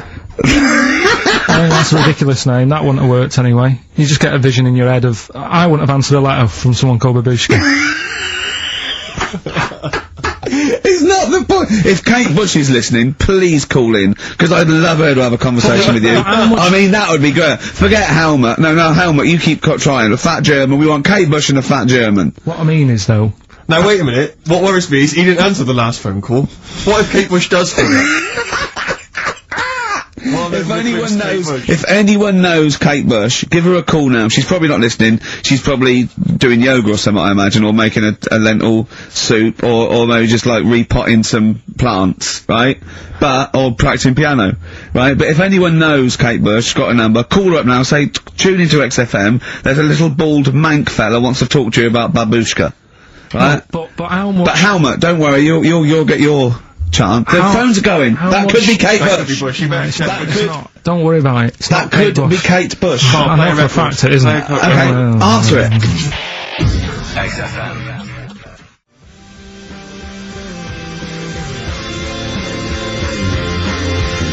Half Light by Athlete on XFM 104.9. Ricky Gervais, Steve Merchant and Karl Pilkington. Just before we do educating Ricky, this is where Karl thinks he can give me something of interest and teach me something to take away. Last week I found out that somewhere in a strange land people thought tomatoes were poisonous because they ate them with lead. Things like that. What was the other one you told me?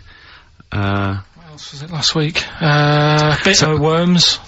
Cut me off. Yeah.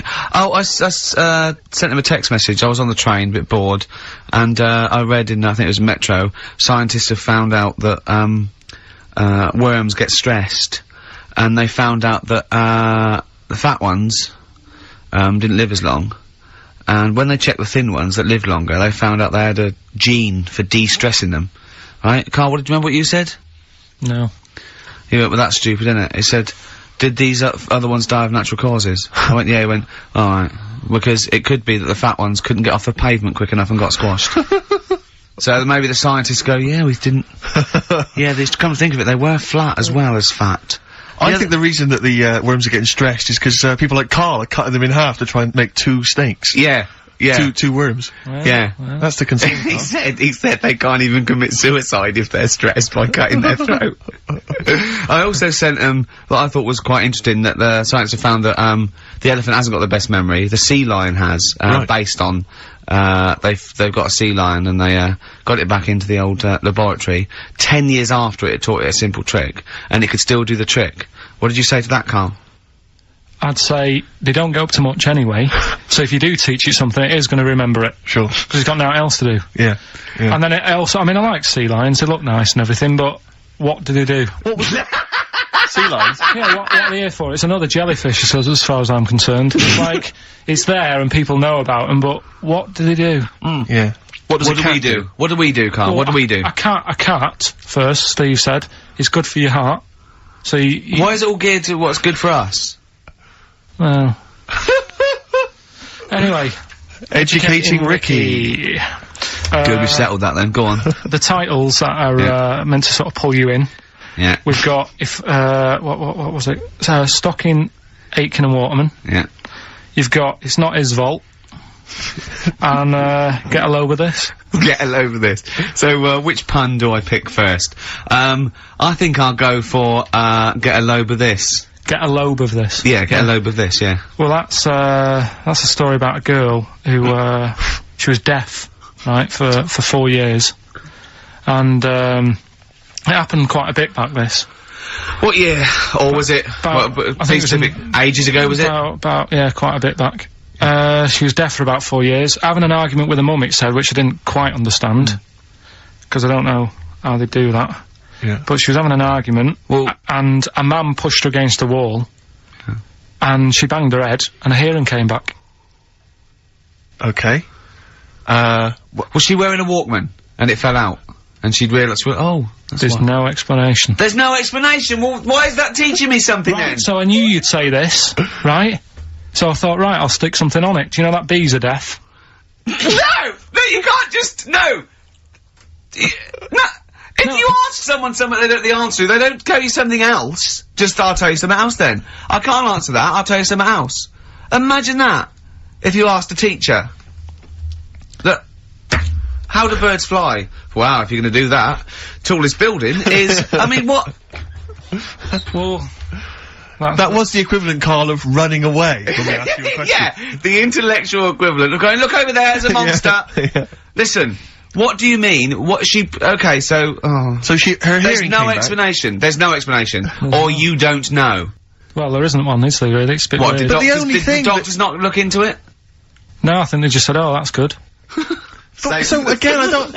Where did this information go? Is that if you read this on Is the net? that Is that it? all they put on There the was net? once a deaf woman who hit her head and she And her could hear. hearing came back. It was bizarre things about being deaf. Was there And- three like? yeah. Was there I've sort got of, that book, yeah, it's a good book, that. Was there three Yeah. more pages you just couldn't be bothered to read on? Yeah. No, it was just a little bit, and it Was there a said- little picture, a cartoon picture? No pictures, I just Are we read going, it. ow. Look, Ow, if you I don't can want to hear. know, if you don't want to learn, you know. Yeah.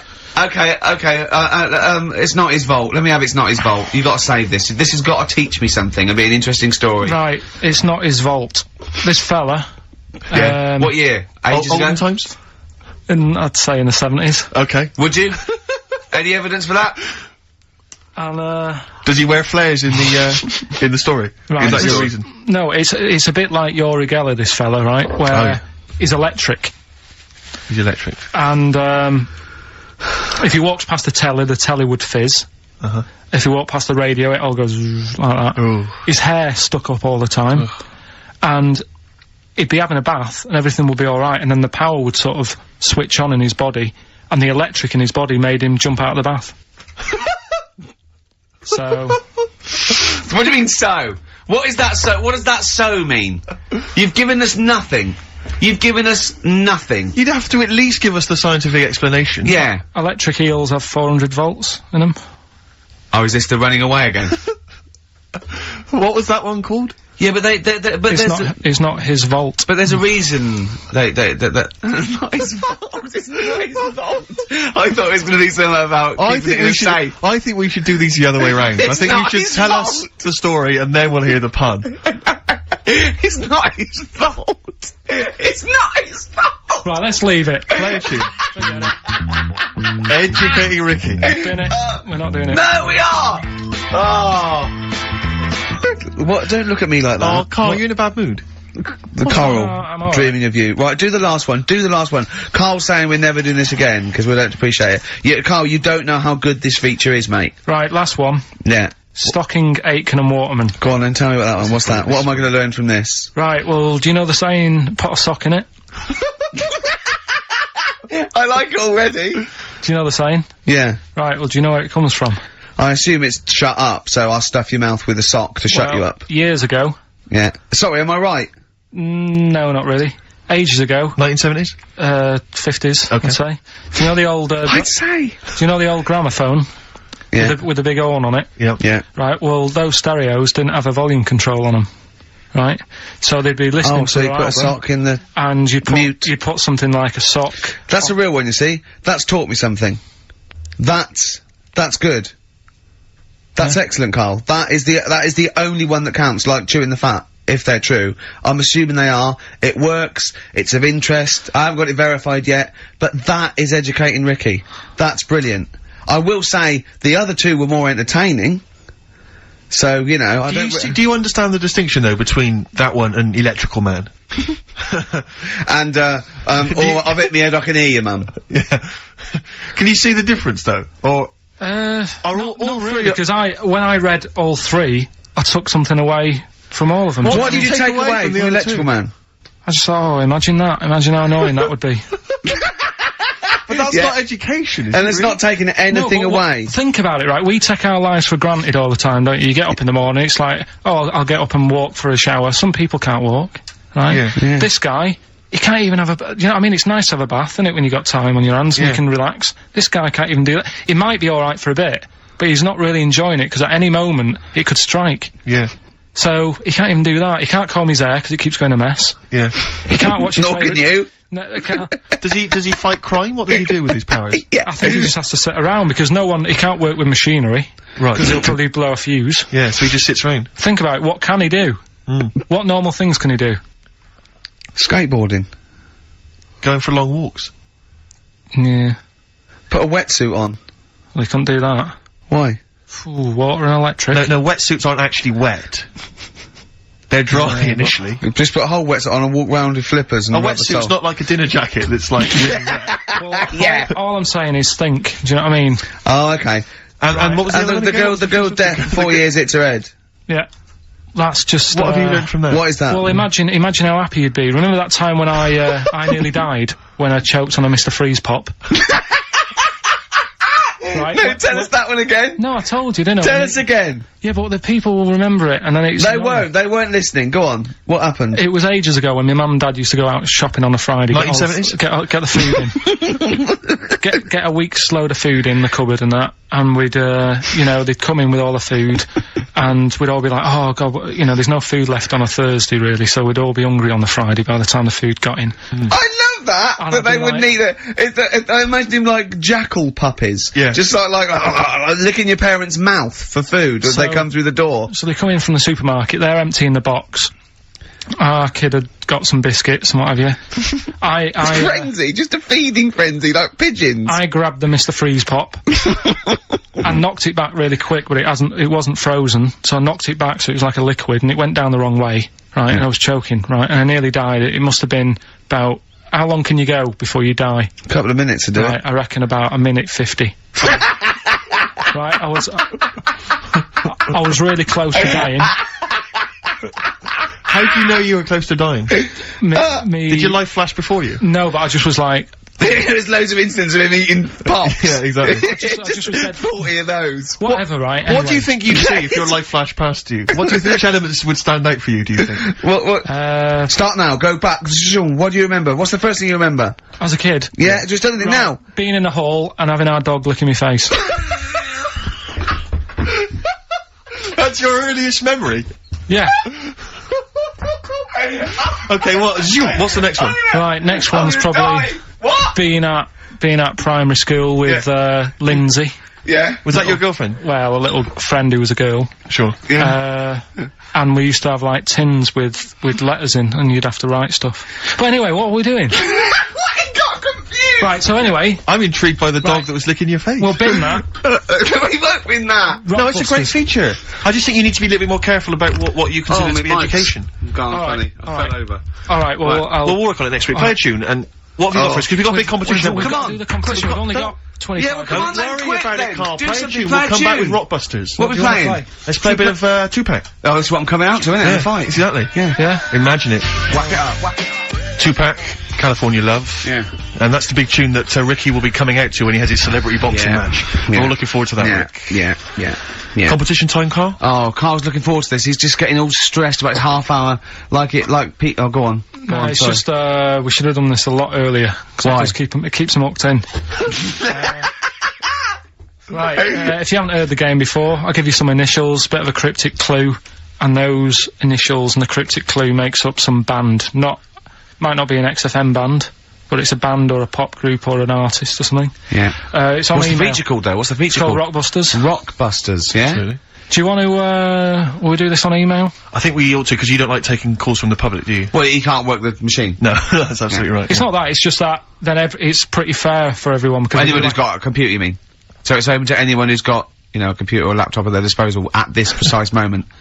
Anyway, there's some cracking prizes, Rick, you'll be pleased to know that, obviously, once again, Carl has managed to collect together an arbitrary assortment of Just looking giveaway round, stuff. looking round the office. I mean, where did you get these from? Did you I mean, seriously, where did you get them from? Because it's Right, such what- an arbitrary what have collection. we got there? I don't know what kind of a person would want these items. Right, It's such an arbitrary selection, I don't know what kind of person you'd be. read them out, what have we got? Well, there's another XFM compilation, which you've obviously nicked from somewhere in the office. Yeah, it's Fair a enough. good compilation, remix to There's album. an album here, which is a promo album with two pigs on the front. I think it's the Smashing Pumpkins French live. Saunders. I can't be certain. Yeah. This is the album. Didn't we give this one away last week? This Well, is yeah. just an arbitrary compilation album. Again, one of those kind of. Is that the actual one you didn't send, Carl? No. say- I've We've got a couple I've of got a these, job lot of them. surprise, Honest? surprise? The Office Oh. on DVD, which is ludicrous. Oh, I've then- seen it from here. What film? If it, like, listen, dear XFM listener, it's 2:30. It's just a bit windy out. You're Probably gonna stay in this evening. Maybe do a bit of shopping you got, and then stay in this evening. Or what film would you really want? No, I mean seriously. Think if you could see one film, right? What would you want to see? DVD. One of the DVD. big One of the- releases. Yeah, it's great. Put them out there, misery, Steve. They'll be watching this tonight if they're a lucky winner. It's the movie Stigmata. Stigmata with Patricia Arquette and Gabriel Byrne. Oh, so look forward to that's that. great. That's the big one. That is brilliant. You're playing look for- at Carl's face. He's actually offended because he's the only one that puts any work into this show, and he's got competitions. He's got Educating Ricky, Rockbuster. He's got the song with a story. He's got a song with a story to come that he's like gone through them. It's unbelievable. Yeah. So you're playing for that collection of arbitrary goodies plus the big prize this week, Stigmata, featuring Gabriel Byrne. Oh dear. About a woman who I think starts bleeding from the hands. It's a horror film, I think. You'll have to be 18 or over I've to seen take part. It's not terrible. Sure. It's all right. But Is it better than Children of the Corn, which was the big giveaway last week? I haven't seen Children of the Corn. Go on then. Right, so Next week, Teen Wolf 2. Go on. Here's the and Tony Banks's own solo album, Bank Statement. Tony Banks, remember, is the musician from the much loved Genesis, but we got that album to give away. All right then. So right to win those exclusive prizes. Go on. Yeah, you've got to email in ricky.gervais@xfm.co.uk. I saw a sellotape dispenser out in the. There's a pair of gloves that I don't know who's out, but they're out there and they've been there for a week. So let's send them pair of gloves, a sellotape dispenser, and Tony Banks's solo album, Bank Statement. Yeah. Okay, go on. Right, first one. Initials JT. Initials JT. What's the cryptic clue? Cryptic clue. At the moment, I'm in a river full of logs. Hold on. Yeah? JT, and what's the clue again? At the moment, I'm in a river full of logs. Full of logs? Yeah. Okay. So, who could it be? JT. At the moment, I'm in a river full of logs. Yeah, go on, next one. Second one, there's three of them you gotta get. Letter is W. Yeah. The clue, that lad's got bad asthma. That lad has got I've got that one already. I've got that one already. W. Yeah. And finally, the last one is the letter C. Yeah. And, the cryptic clue is Carl is one of these. Mousetrap is that musical, isn't it? This isn't the clue, by the way. It is called Mousetrap, isn't it? There's not a musical. It's not a musical, but it's a whodunit sort of thing, yeah. Yeah, that's fine. Right, here's a clue. I saw that, Imagine that. Imagine that on the real Blockbusters. Yeah, Bob Owen is going, oh, can we stop a minute? Oi, you with the 9 teddy bears there. Mousetrap, that's a show, isn't it, in London, isn't it? I think so, Bob, yeah. Right, okay, here we go. Yeah, carry on. So the camera's back on? Yeah. So, the letter is C, and the cryptic clue. I saw that Mousetrap the other night, but the heating in the theatre was knackered. The heating in the theatre was knackered, right? Ruined it. Well, I've got that one already as well. Yeah? I mean, these are, the first one's hard, but those two So just a quick ridiculous. reminder, JT was the first one. At the moment, I'm in a river full of logs. Full of logs? Yeah. Okay. Second one, W, that lad's got bad asthma. Uh-huh. Yeah. And the last one, C, I saw that Mousetrap the other night, but the heating in the theatre was knackered, and it ruined the whole thing.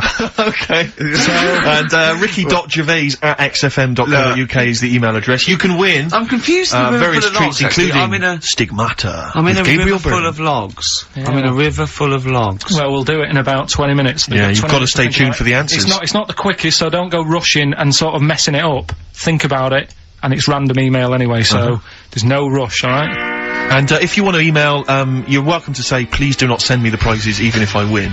Welcome to put that on there if you don't want that junk in your house. Right. The reason we usually sort of play a record out of an outbreak, don't we? Yeah. Carl is so concerned with his little competition, he hasn't got a record ready. Sure. I got one. Okay. Sorry, Larry. Yeah. Do you want to do a quick recap? Quick recap? Yeah, I can't yeah, bother yeah. to even just say it. I'm not interested. I'm just not interested. Yeah, go on, Recap, quick. Still send your emails in. JT, it's some initials of a band, just in case you didn't hear it last week. If I said AK and an exploding pet, that would be Atomic Kitten. Yeah. Right? They know what a clue is. So JT, at the moment, I'm in a river full of logs. Yeah. W, that lad's got bad asthma. And C, I saw that Mousetrap the other night. The heating wasn't working, it ruined the night. And, yeah, that's it. ricky.gervais@xfm.co.uk. Some stuff. Stigmata. With Gabriel Byrne. Richard Ashcroft. Check the meaning. Oh, I love that. That's brilliant. On XFM 104.9. Ricky Gervais with me, Steve Merchant. Karl Pilkington, who's our producer. A proper producer now. No, but he's getting it. But it's more like it now, isn't it? Before he was someone who pressed the buttons. Then he was someone who pressed the buttons who we just made talk like performing monkey. I hear he's going to be lured away by the Today programme on Radio 4. Because they've lost their news editor, I think. Educating Ricky, quite topical. Absolutely. Isn't it? Yeah. Is it? So when you say topical, What do you mean this is topical. This happened ages ago. Yeah. Your words, not mine. Have they got a Ricky who works there? We can look into that. So this is the Carl big set a prizes they've got to be given competition. away, Rick. They've got to be given away. This is Rockbuster. We've got, obviously the big prize Stigmata this week. Yeah. I'm not going to give the prize to Ira. I think it's Ira or Ira, but she or he, emailed in, the right answers and then said if you could enclose the receipt for Stigmata, that would be much appreciated. But I'm amazed by the number of responses we've had. And someone wants a copy of Tony Banks's solo album, which I was mucking around, so we'd better buy that in the week to give it away, because I think that'd be an amazing prize to give away. If you just give the clues do again. the clues and then just give the answer. Come Come on. what the answers are. Right, well, the one that everyone was struggling with was the first one. Yeah. I'll save that, so we'll go to the second one. W, Yeah, that lad's got bad asthma. yeah, we know that. That was Weezer. Yeah. Yeah. Good work, well done. The last one, C, the clue was, I saw that mousetrap the other day, the heating was knackered in the restaurant. Yeah. In the restaurant? In the theatre. Yeah. And it ruined the night. Yeah, so it was a cold play, wasn't it? Yeah, that's a cold Yeah. play. Yeah. And, JT, at the moment, I'm No, in a I river. can't think of this one. At the moment, I'm in a river full of logs. Well, I have to say there were some wrong answers. What was it again? It was Justin Timberlake. Justin Timberlake. We had some wrong answers that included Jethro Tull and James Taylor. I don't know how that relates to it at all. I'm annoyed at Lake Yeah. when he clearly said river. I mean, that's the first thing that cropped up. Not I'm in some water full of logs at the moment. Yeah, I'm in some water full of logs. But he actually had to say river, so not lake. That annoys me. I mean, I didn't get it. Fair enough. I should have worked it out. I should have tried to think lot of like people you. did get it. A lot of people obviously think like you, which is which I'm, you know, worried about. But yeah, James Taylor is great. that's just JT, someone- James Taylor. Just yeah, someone guessing. yeah, James So, Taylor works. Have we got a winner, Steve? He's just going to randomly pick one. I did have a winner. I've just lost them. Oh, Needless to say, that lucky person. won't be watching Stigmata tonight. Just randomly get it's a draw, random. by the way. It's not the It's first just- one. or okay, anything. I said to Carl in the break, I said, "Is the first one in?" He went, "No, I don't want a competition that relies on speed because I don't want to be rushed." Okay. So randomly click on someone. I'm just going to randomly click on one. Go on. They've not put an address. Well, what we can do, we can email back and say, send us your address. Well, of course you can. I think if they haven't put an address. Well, no, let's read Okay, it hang on. out. All right. Yeah. Chris Beaumont. He's the Lucky winner. Chris Beaumont as Chris one. Beaumont will be watching Stigmata tonight with a club of Haagen-Dazs, if I'm not much mistaken. So He'll be loving it. Well done to Chris. Need his Yeah. address. Right then. That's the end of that competition. Right, Can we next- play a record or something? Well, Or- we're on to another feature. Oh, what is this? This one is... Rick, were you not at the planning meeting? What is this? Go on. This is, that song's got a good story in it. Oh, is this that? Oh, God. So tell us the rules. Right, the rule is that it's songs that we play on the show every week, and there's a lot of music out that they just keep saying the same Oh, thing just, over and over. what is it? What's It's the a song with the song story this with a week? good story. What's the song with the story this week? Just say it. It's Gene Pitney, 24 Hours from Tulsa. Oh, I'm really sorry about this. If you're an XFM listener, we got to listen to this. Go on. Well, do you know what it's about? Yeah, isn't he trying to get back to his girlfriend? Yeah, he's been working away. Lives in Tulsa. He works quite far away, Right.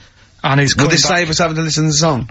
Well, it's always good to sort of Hear Tell them the what it's story before you hear the story. It's like you know. Sure. You I read- like this before a film. Yeah, No, go on, you, go you on. might read the book before you see the film, type thing. Yeah, So never in my case. he's working miles away. His missus is in Tulsa. He's driving back, and he can't wait. He's to only see about 24 hours away, and I remember. He's about 24 hours away, and he's a little bit tired on the way home. He's thinking, oh, I don't want to look a mess for when me missus sees me. So he says, right, I'll stay at a motel, get some energy and that, you know, for when I see her, have a Nutrigrain shave. bar. So he pulls over at a motel, and he's locking his car up, getting his suitcase out the back. There's a woman in the car park. He's like, oh, she's alright. She looks at him, he thinks... XFM 104.9. I don't think the suitcase in the boot is mentioned in the song. I think that's maybe a 12-inch mix or something. I've not heard that. Well, basically, right? Oh, it's not no, a I don't long story remember short. I'll play the record, for Christ's sake! Let them listen to it! I don't remember him saying, cool, she looks alright in the record. Yeah, well done. Yeah. 24 Hours from Tulsa, Gene Pitney, song with a story. You are quite upset by the lyrics of that song, aren't you? I just think it's a bit annoying that, right, he loved this woman. Yeah. Everything's going fine. He's only 24 hours away from home. I don't know what sort of distance he's done. But he can't wait to get home. And all it took was some woman in the car park to sort of Give him the eye. give it an eye. And all the like the good times he's had with his missus go out the window. And I don't know. That's the dangers of falling in love with a prostitute. What I like about it though is the fact that he's writing this to his ex-girlfriend. Yeah. It's like, talk about rubbing it in. Yeah. I was kissing her and getting off with her, we were having a wild Didn't time. take as I long was as going Carl did mental on explaining it. it, though. Yeah. But did you hear the very end? Because Yeah. he's the loser, because he said, and he can never go home again. Yeah. So even though he's got this new girlfriend and that, Yeah. he can't see his old mate. He has fallen in love with her. Can't hasn't see he? his old mates anymore, he said. He can't see his old mates anymore. Yeah. It's a sobering lesson. I'll though, tell you a 'cause song. next time you stop at the Granada services on the way back from, Swansea, I'll be tell you, careful. there was a song that's a bit like that by Jim Reeves, probably about the same time, a little bit before, right? It was just called, just 100 miles from Mary Ann, right? And, it was him and his horse going through the snow, and he was just He turning stopped at a little chef. yeah, he fancied another donkey. Yeah. No, but, it's really sad. It used to make me cry when I was little, because he got there, right, and he wouldn't leave old Ben, the horse, and he dies in the snow, and then so he dies in the snow. He's gone again, you've gone again. Now, I get the same way, teary-eyed, with two little boys. Yeah. No, I don't like that. Why not? It's just... Do you think I'd leave you dying when there's room on this horse for two? Climb up here, Jack, we'll soon be flying back to the ranks so blue. It was just like when they were playing with the little horse's head, when they were little, and he was a soldier, and he helped him, and he returned a favour in a war, which to me is a bigger favour than just letting him have a go on a hobby horse, but, a lot braver, if you know. Yeah, last number one of the 60s as well. Christmas 1969. And it's, of course, Well based on done. truth. That's a history lesson right there.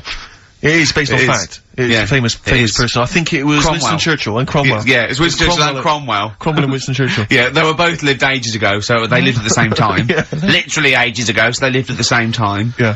Well, that's it then. Is it? Yeah. Were you listening to anything we were saying then, Carl? Did you understand any of that me and Steve were just You chatting just about saying then? that Rolf Harris did a good song about Right. someone who's got to carry on a horse. Right, and what was about the stuff about Cromwell and Winston Churchill? What do you think that was about? I missed that. We're doing humour, we're doing a little bit of humour. It was a satire on you saying ages not being specific. Do you like that stuff we do? Yeah. That's it then. Like just a cat looking out a window at a dead mouse or something. You can go, come here! And it's just looking at the mouse it could eat. You wanna press the buttons and finish, don't you? Yeah. What are you gonna do? Play a record or? No, that's it. It's ads and that's it. Okay. Great. Goodbye. What a wonderful ending. There's the best band in Britain, in my opinion. Big words. The Darkness, Growing on Me, on XFM 104.9. I'm Ricky Gervais with me, Steve Merchant and Karl Pilkington. Have you got the album? And already, they've had an argument. Yes. Well, I mean, I don't know whether we need to cheapen the show by discussing it, but I asked for a particular track. Carl is the producer, and he failed to get it for me. He's failed to bring it up from the record library. Completely failed in his mission. He needed to get 2 records, and he failed to get one of them. A 50% error rate there. Yeah, but like I said, I looked in the system, it told me what album it's on, I brought that album up. I'm busy. But, okay, so fine, you're absolutely fine then, that's no problem. You know, once again, that's a great excuse, Carl, brilliant. The show has been ruined, it's been partially ruined, but you've got a bit of an excuse. Alright, I didn't make a big deal out of it when you said, oh, and whilst you're down there, get us a new 50 Cent single. I never said, while you're down there, get the new 50 Cent single. I asked you if 50 Cent single was lying around. Yeah. If it hadn't been here, I wouldn't have worried. So I get it, yeah, I did that for you. Right. And when I come up, you say, has it got swearing in it? Well, What? I don't know, it's 5 to 1, Steve. You're the I haven't got time, I've been producer! whizzing You're the around. producer! It's the brand new single! I'd have thought it had been lying around in the XFM office anyway! But I don't have time to sit around listening to music, Sure, well, yeah. right? I know that you have, now you've got an iPod that can hold 7,500 songs, I don't know when you're gonna get round to loading all them on, but I haven't got the time. Sure. Busy. Yeah. Fine, okay, no, that's a perfect excuse, Carl. Well done, mate. Right. I just hope that I never have to depend on you in a real emergency. I had a bit of bad luck as well. I wanted to play REM, and maybe the listener can help me here. Can you email in ricky.gervais@xfm.co.uk if you know what song I'm thinking of? It's an REM song. I think it's on the album of the last one before. And he says Mulholland Drive and I'm Steve McQueen. That's all I know. I'm sorry, I can't think of the title, so we can't. I need the title to look it up, if you know what I mean. I can't put in like that. I can't put in Mulholland Drive Assistant because what are you talking about? So I need the actual title of the song to look it up to find it down in the library. Oh, well, I'd go down yourself if you're going to go down to the library and get that. I wouldn't send Carl, because... Ricky.Gervais@xfm.co.uk. But if he wanted to, he did have time because he came in at 12 rather than 5 to 1. Yeah. No, I told you about that record that I wanted it yesterday, didn't I? So you've had 24 hours notice. So that's not really an excuse, is it? But I did find one of my favourite songs of all time, which is Bones off the Benz album, and it's Radiohead on XFM 104.9. And here it is because you gave me lots of time Yeah! to find it. So Sure. Yeah. Could have brought it himself. no swearing in it. Radiohead. The Bends on XFM 104.9. And thanks to Paul, who's Actually, emailed there's in. a whole bunch of other people. Oh, There's lots Nick, of people, we've got is it? Davey, Wow. Steve, Ashley. It's Electrolyte. You know, it all comes flooding back now. We've got that. I've got it out of the library. We're going to play that. That's done. It's interactive. I've used the listener. I've shown the listener, right? I've helped them to help themselves. Sure. I've said, if you want to hear it, tell me what it is. They tell me what it is. They're going to hear it. Yeah. Do you know what I mean? Perfect. Saves going down the library and, well, we don't... Yeah, well, we know mistakes can happen if that, you know, if you have to go down the line. Yeah. And I mean, I checked it, though, to make sure it was the right one, you see. It's just a little bit of... Well, it's a good rule that generally, if you pick something up a CD, That's you know, right, we want to yeah. play on a radio Sort show, a it live out radio show. yourself. You normally check at the back. Oh, no, yeah, that's right. Yeah, if you want a job done, do it yourself. You're absolutely right, Carl. Yeah, so... But anyway, look, let's all make friends. Let's kiss and make up. Yeah, touch and make up. Yeah. Let's, And let's just, well, I'm up on Carl at the moment because it was my birthday in the week, and not only has he bought me a little vibrating thing to put on the chair, because I got about that, so that vibrates, that. Actually, we can hear it. Yeah. Yeah, I'm gonna do it between records now. Right, and what's that doing to you as you It's do just, that? it sort of like sends a little pulse into your sort of muscles, relax you, doesn't it? I've got to relax on air. If I'm relaxed, the listeners relax, we're all happy. Sure. He's also got me this little electronic bongos, and I thought we could do like... Oh! Chimpanzee that! Monkey news! So it's like a jungle sort of thing. Sure, yeah. Brilliant. Well, that's always been one of the great jingles, but even has So that. I've got the vibrating... Oh, chimpanzee that! Monkey news! So, Dr. Fox, if you're listening, I think you'll know that's a clear improvement in this show. so thank you for those. It's alright. Honestly. What did you get him? What did I get him? I couldn't get him anything. I was too busy buying myself an iPod. Are you joking? Well, it's a little bit gay, isn't it, giving gifts to blokes? Yeah, it is, but for someone who's like major... Yeah. Play a record! Someone who's major? What do you mean, someone who's major? What, because he's a major celebrity? No, made you. Oh, made you? Yeah. Right. Yeah. Blur, alright? On XFM 104.9. Brilliant. Yeah, so, I also got, Jane got me a few nice presents, including, my favourite of all of them, a real bow and arrow. A real bow and arrow? Yeah. Right. And what, you know, you're going to rob from the rich, and give to the poor? Yeah! I just got to make the little outfit. You and your merry men. She's got me like 2 yards of green felt. Sure, yeah, And yeah. I've just got to find And a a tree tailor. house. Someone who can make me a lovely little natty outfit. Yeah. Why has she bought you a bow and arrow? You live in central London, so where are you going to be using We've got a this? garden, I did it yesterday. I've hurt my Right. finger though, because I meant to put protective, so it's just, oh, it goes so fast, isn't it? Sorry, I didn't understand that sentence. I'm here in the studio. I getting saw you excited. point to your finger, so I'm guessing from that maybe you injured your finger. Yeah, but yeah. For the listener, again, what exactly were you talking about then? No, because when you put it back, it...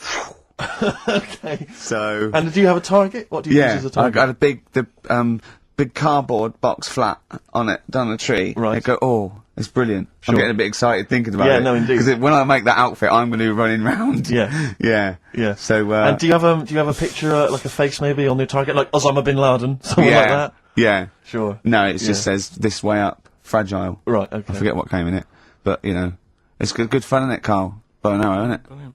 Yeah. Would you like a little bow and arrow? Yeah, it's alright. Yeah. I forced I had a rifle as a kid. Did you? Yeah, A real one?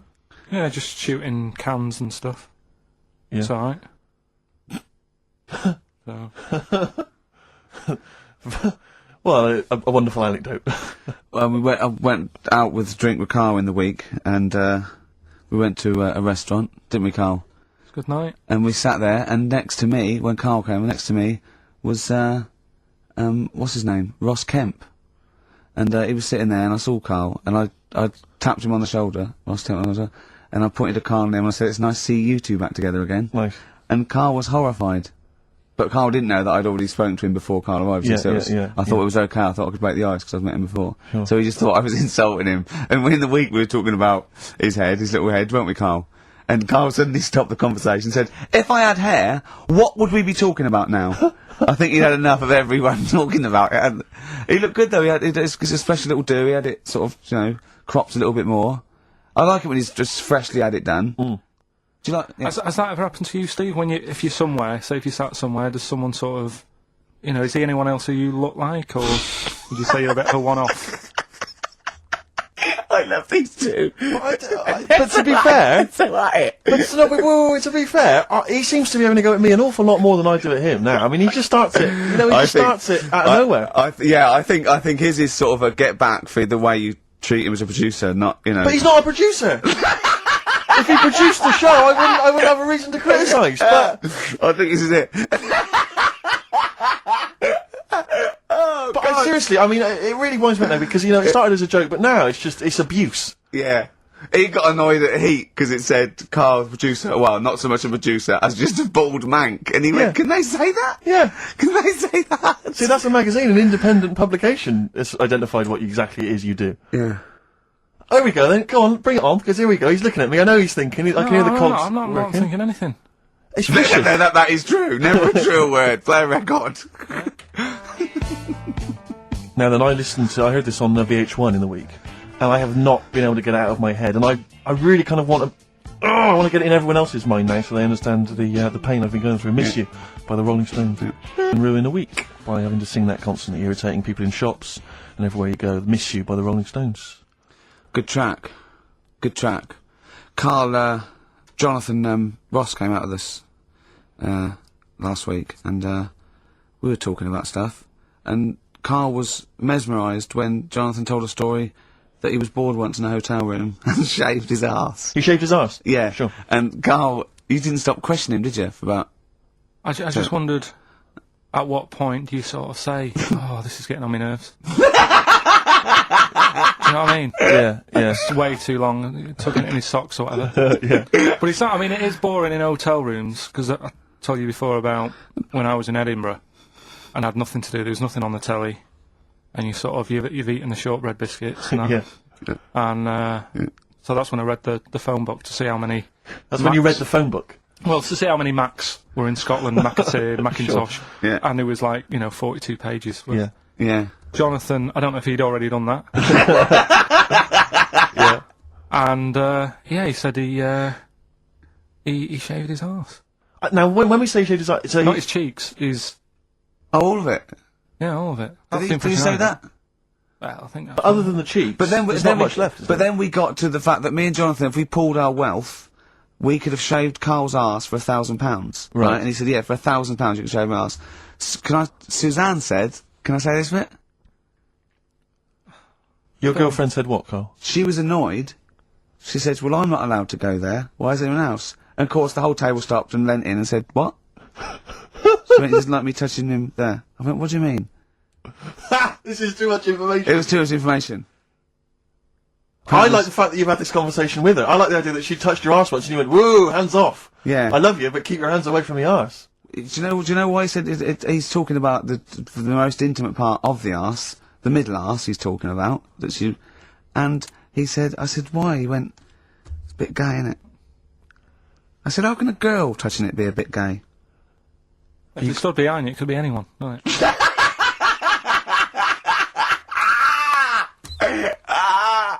Oh God! And it seemed, I mean, you can imagine the conversations we were having, right? And it's that thing that the waitress heard something every time she came over. She heard the word, like, cock or... Jonathan Ross saying I shaved my arse. Yeah. And, oh dear. But it was, it was a good night, wasn't it? So, it's £1,000 now, isn't it? But presumably you give Suzanne half anyway, so everyone will be happy. You've used the arse to best effect. She's got half out of it, so she's made as much out of your arse as you have, in a sense. Me and Jonathan are happy. Yeah, but to be fair, it's his arse on the line. So... I know, but I mean, it's not like she's getting a bum deal. Well, she's getting 500, Yeah. quid. No, I understand that. But, Do you reckon? Just thinking of some more. Play a record. Can I just ask, before you play a record, if we were to shave your arse, let's say we did it for charity or something, got sponsorship, how would we do it? Would we use one of those big kind of old-fashioned razors? No, I'd use a Bic Safety. I'd just straight And away. would you use a gel or a foam? No, I first of all, yeah, I think I just, lather it up. Right, So you'd lather foam. up his arse first? I do the outside bits, just goes straight down, big broad strokes, clean, right? Then I'd have to go in the crevices, and I'd need an assistant. I'd pop it apart, and just very gently go in there. I might even use electronic equipment, just so there was no sort of, like, nicks. Okay. So, So an electric razor? or I might wax the internal middle arse. But how did Jonathan do it? Because he did it on his own, didn't he? I just use mirrors. Why don't I'll ask him. We'll call him later. But, I don't know. Well, perhaps you listening have once shaved your arse, maybe during an exam or something. Well, what I think, and this is conjecture, but I think he was probably there, he'd had a shower, he's shaved his face, right, and thought, well, he was naked, looks down and goes, oh, what a hairy arse. Well, hold on, I've got the razor in this hand, I've got the mirror there, you know, I'm not on stage for a good 10 minutes. Yeah. There's one thing I don't like going on stage with, is a hairy arse. Bang, drink, wallop, done. On stage, thanks, see you later. See you next week. Yeah? What are you thinking, Carl? No, it's just how hairy was it? Do you know what I mean? How hairy was it? Because I imagine, I mean, you're saying mirrors and stuff, but he's, I mean, how old is he now? He's 42. 40 odd. And they say your testicles drop quite a bit once you start getting old, don't they? Yeah. So he's got to make sure they're out of the way. Tuck them Yeah, to one but side. I don't think. I mean, I can speak for myself. You know, as a similar age to Jonathan. That I mean, you know, there's millimetres in it. It's not like we tuck them in our socks in the morning. Okay. They're still in the same place. You really wouldn't know the difference. It wouldn't if we filmed it in time lapse camera. It wouldn't be like a bungee jump. Do you know what I mean? They wouldn't be moving a lot. Yeah. All right. Do you think I told him he's a good-looking fella, Steve. Would you agree with that? Oh, I told Jonathan that he said that he just went for it as well. Yeah. So you've spent a lot of time picturing Jonathan's Arse. naked arse. You'd let him give you money for arse touchery. Yeah. Whereas your girlfriend's got No chance. access to it. And you're saying he's a good-looking man. Do you want to play a record and think about what you've done? Interesting. From here. Well, me and Carl got a joint favourite lyric now. I love you like a fat kid loves cake. Yeah. That's great, isn't it? Brilliant. But, I mean, I like it because it's funny and humorous and cheeky. You like it because it means something, don't you? You think that that's the absolute truth. If someone was to say that to you, that would be the most romantic thing they could say, innit? Because it's... No, I'm just thinking you know what it means. It's like the Elephant Man. Right? The Elephant Man, that's what it's called. Again, you know what you're going to get. The fat kid loves cake. You've said it all, you don't have to say any more. I can't believe it. I'll tell you what made his day the other day. I love it. Jonathan Ross said The Elephant Man is one of the best films ever made. Yeah. Endorsed by a celebrity. I know. Well, by a film buff, really. It is good though, isn't it? It is a very good film, yeah. We have got Cheeky Freak of the Week. Oh, right. There's been On the subject a of lot freak. of stuff going on this week. In the freak world. Yeah. Has it really? Yeah, there's loads. I mean, stuff that we can... The one that hasn't made it, God, this is one that hasn't made it, so we'll judge it on that. Go on. there's a woman, right? Do you know how, I mean, in a way, I thought Elephant Man, it was a bit tight because, we sort of took him on a freak show, did a bit of a road show with him and stuff. Yeah. There's some woman, I think she's in India, like now, who makes a lot of money because she's got 3 legs and like 7 toes stuff, and she was saying people pay quite a lot of money. Not I mean- Squiddy Patel. It's not that much money like compared to here, but over there it's like loads of money. Sure. And all you do is you go around to her house and you pay this lot of money, and people just go, oh, look at that, Extra leg. the leg. Right. It's quite a lot of money in that. So she hasn't even got to go out on the road anymore, like in the old days. No, People that's, come what, to that's her. what annoyed me. It's like, well, you could get to them faster. You go and see them if they're paying the money. Sure. But yeah, there's... What she could do is go in and buy a pair of shoes, right, and then nick one on the way out, because they only put one out, don't they? Good idea.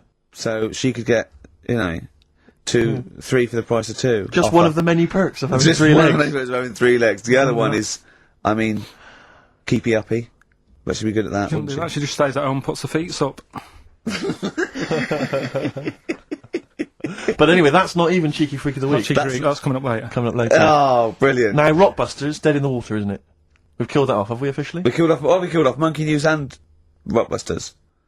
Didn't I tell you that there was some sort of petition for Monkey News? Was there? What was the There was story? a lot of loads of emails and that. You mean saying- you've done Monkey News? You mean you want to do Monkey News?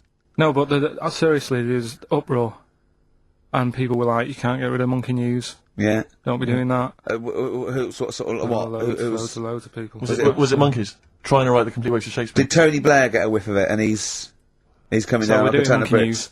And Rockbusters, Steve, if you've got a better competition, then we'll do yours. That's fine. Do you know what I mean? If that's what you want to do, we'll do. What did you want to do? No, I was just wondering whether we should perhaps not do a quiz at all rather than do that piece of rubbish. Might be better to have nothing. Might be better just to have silence during that part of the show than have Rockbusters. I don't know. If We should discuss it off if air. I give you the clues and that, and if you think they sound rubbish, we're not doing it.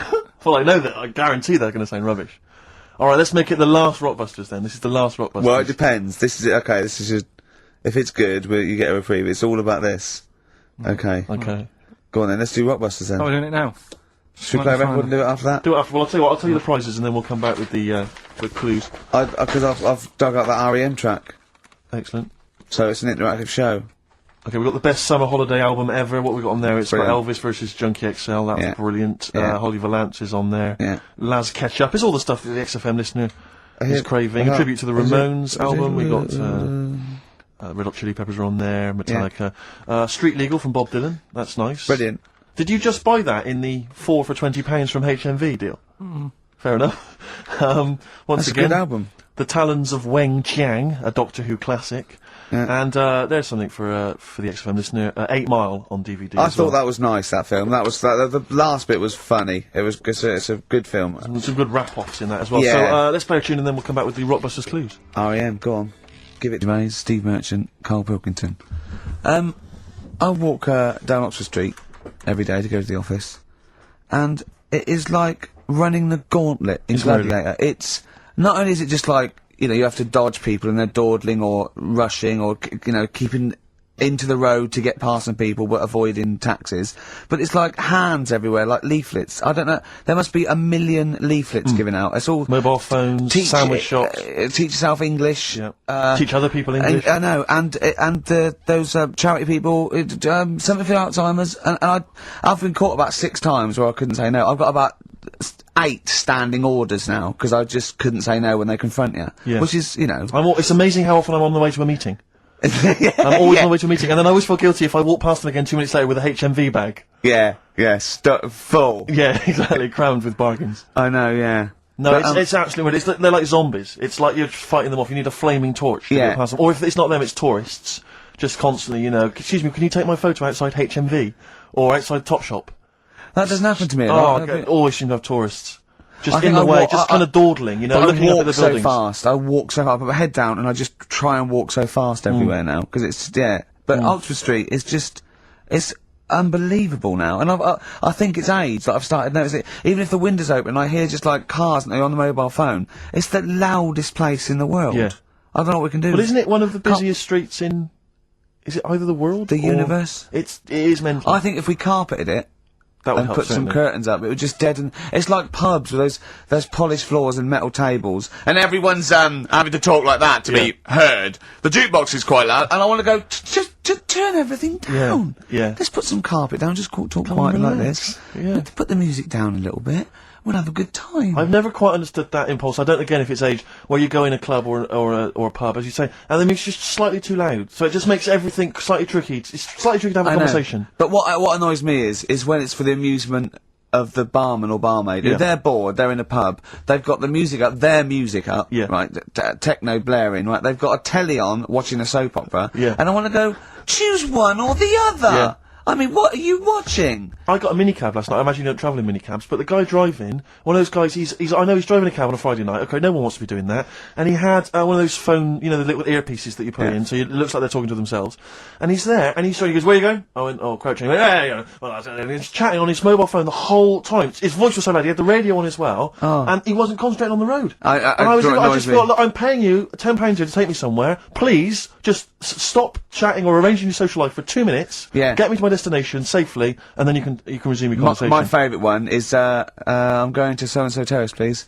Where's that? I want to go, right. You're not taking me then. Yeah. I mean, I don't know. I don't know. Exactly. I don't drive. I'm paying you. That's why I'm paying you. That's got to be part of the service. But, I mean, I know people who've been in minicabs, didn't know where it was, and didn't have an A to Z. No, I was in East London once. I said to him, I'm going to North London. He went, where specifically? I went, Swiss Cottage. He went, sure. I said, do you know the way? He went, yeah. Set off. Along the way, he went, do you know the way? I said, well, I thought you knew. I said, have you not got an A to Z? He went, no. He was one of those guys who'd just taken his car out middle of the night. That was all he had. Yeah. All he had, all his credentials were he had a car. No map, no torch. The two other things I bring with me. And he said, so we're driving along. He went, I could probably get you to Camden. I was like, okay. He went, It's a start. I mean, that is the start. Exactly. He went, do you know the way to Camden? I thought, pull over. It's not worth it. I'd rather hitchhike. I'd rather walk. Ludicrous. Those people who just go out. Yeah, they just take a car out to earn a well, I bought fiver. a car. Oh, have you ever done that? No, well, I'm sick of living here. And you say know what people hassling you. When you say here, you mean the world, don't you? No, just in London, who's doing me head in now. The other week, actually, walking home from here, and like you say, there's always someone hassling you, saying, do you want to buy this? Do you want one of these? Going down Carnaby Street, right? There's your first mistake. He said, you into meditation? So I was like, oh, and I had a bit of time to kill, so I thought I'll have a chat, right? Have you got time? Oh, we've never got time. We're too busy. Yeah, I thought you were too busy, but Well, I said, what's all that then? What do you do? And he said, we teach you how to breathe. I was like, well, I'm 30. I think yeah. I've done alright. And he sort of said, oh, forget it. Oh, forget it. I'm 30. Um, And in Selfridges, they do, like Evian or whatever, that water company are there. And they've got like little glasses of water. And you walk past and go, have you ever tried this? It's water. Yeah. Oh, here you go. We'll try it. You go, Jesus Christ, is that what water is? What have I been drinking then? You've been drinking piss and mud. Have I? I'll have a bottle. Anyway, listen, Rockbusters. Oh, come on then. Let's get it done. Really? Yeah. Come on then. Right, so cryptic clues and initials, you work it out, it's a band and stuff. Yeah. Right, Brilliant. first one. Bob Holness. The first clue, the doctor said part of the foot and the leg was no good, so he took him off and he threw him away. Right, that's the clue, the initials Okay. TB.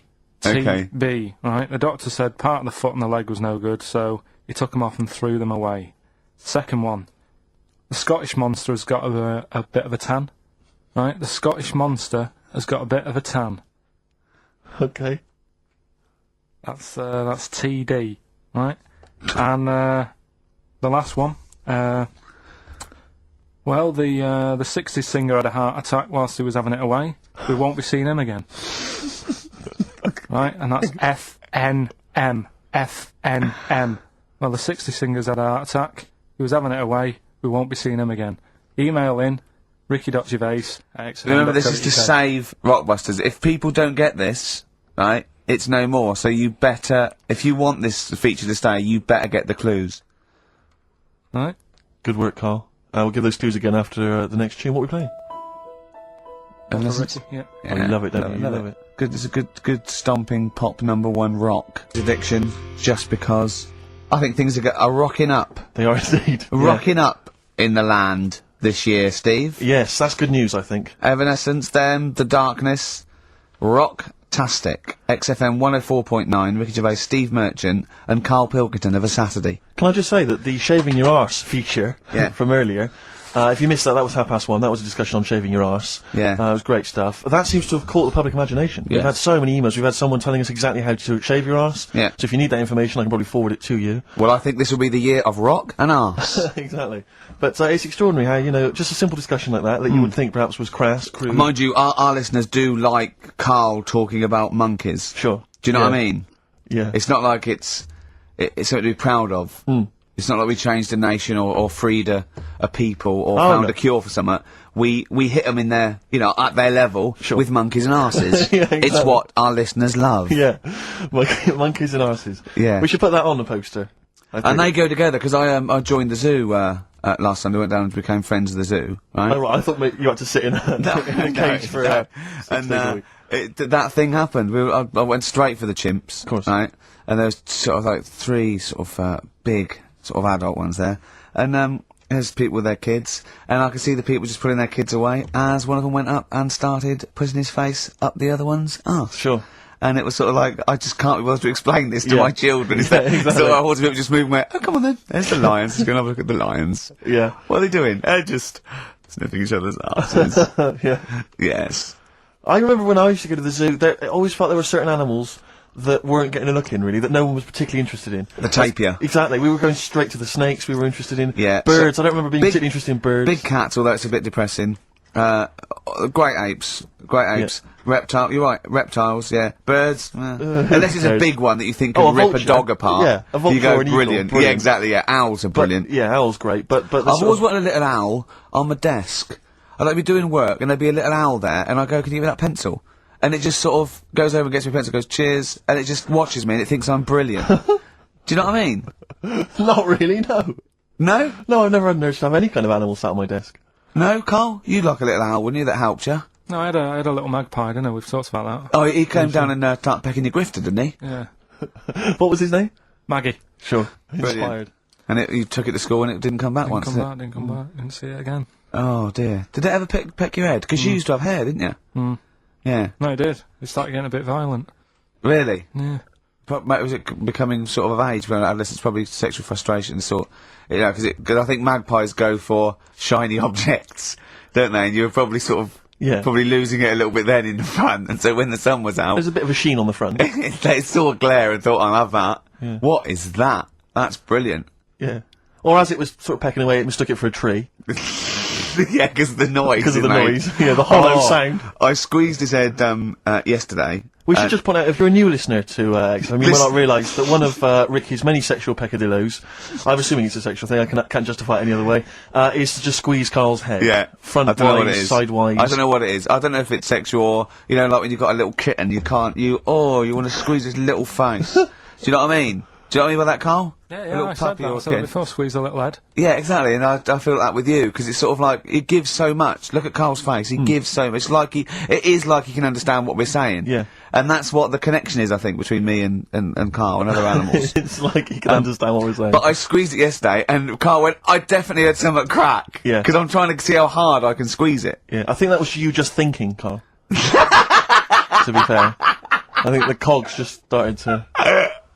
No, I mean, I think there is a danger, because I think there is a danger that you could squeeze it too much. Yeah, I know.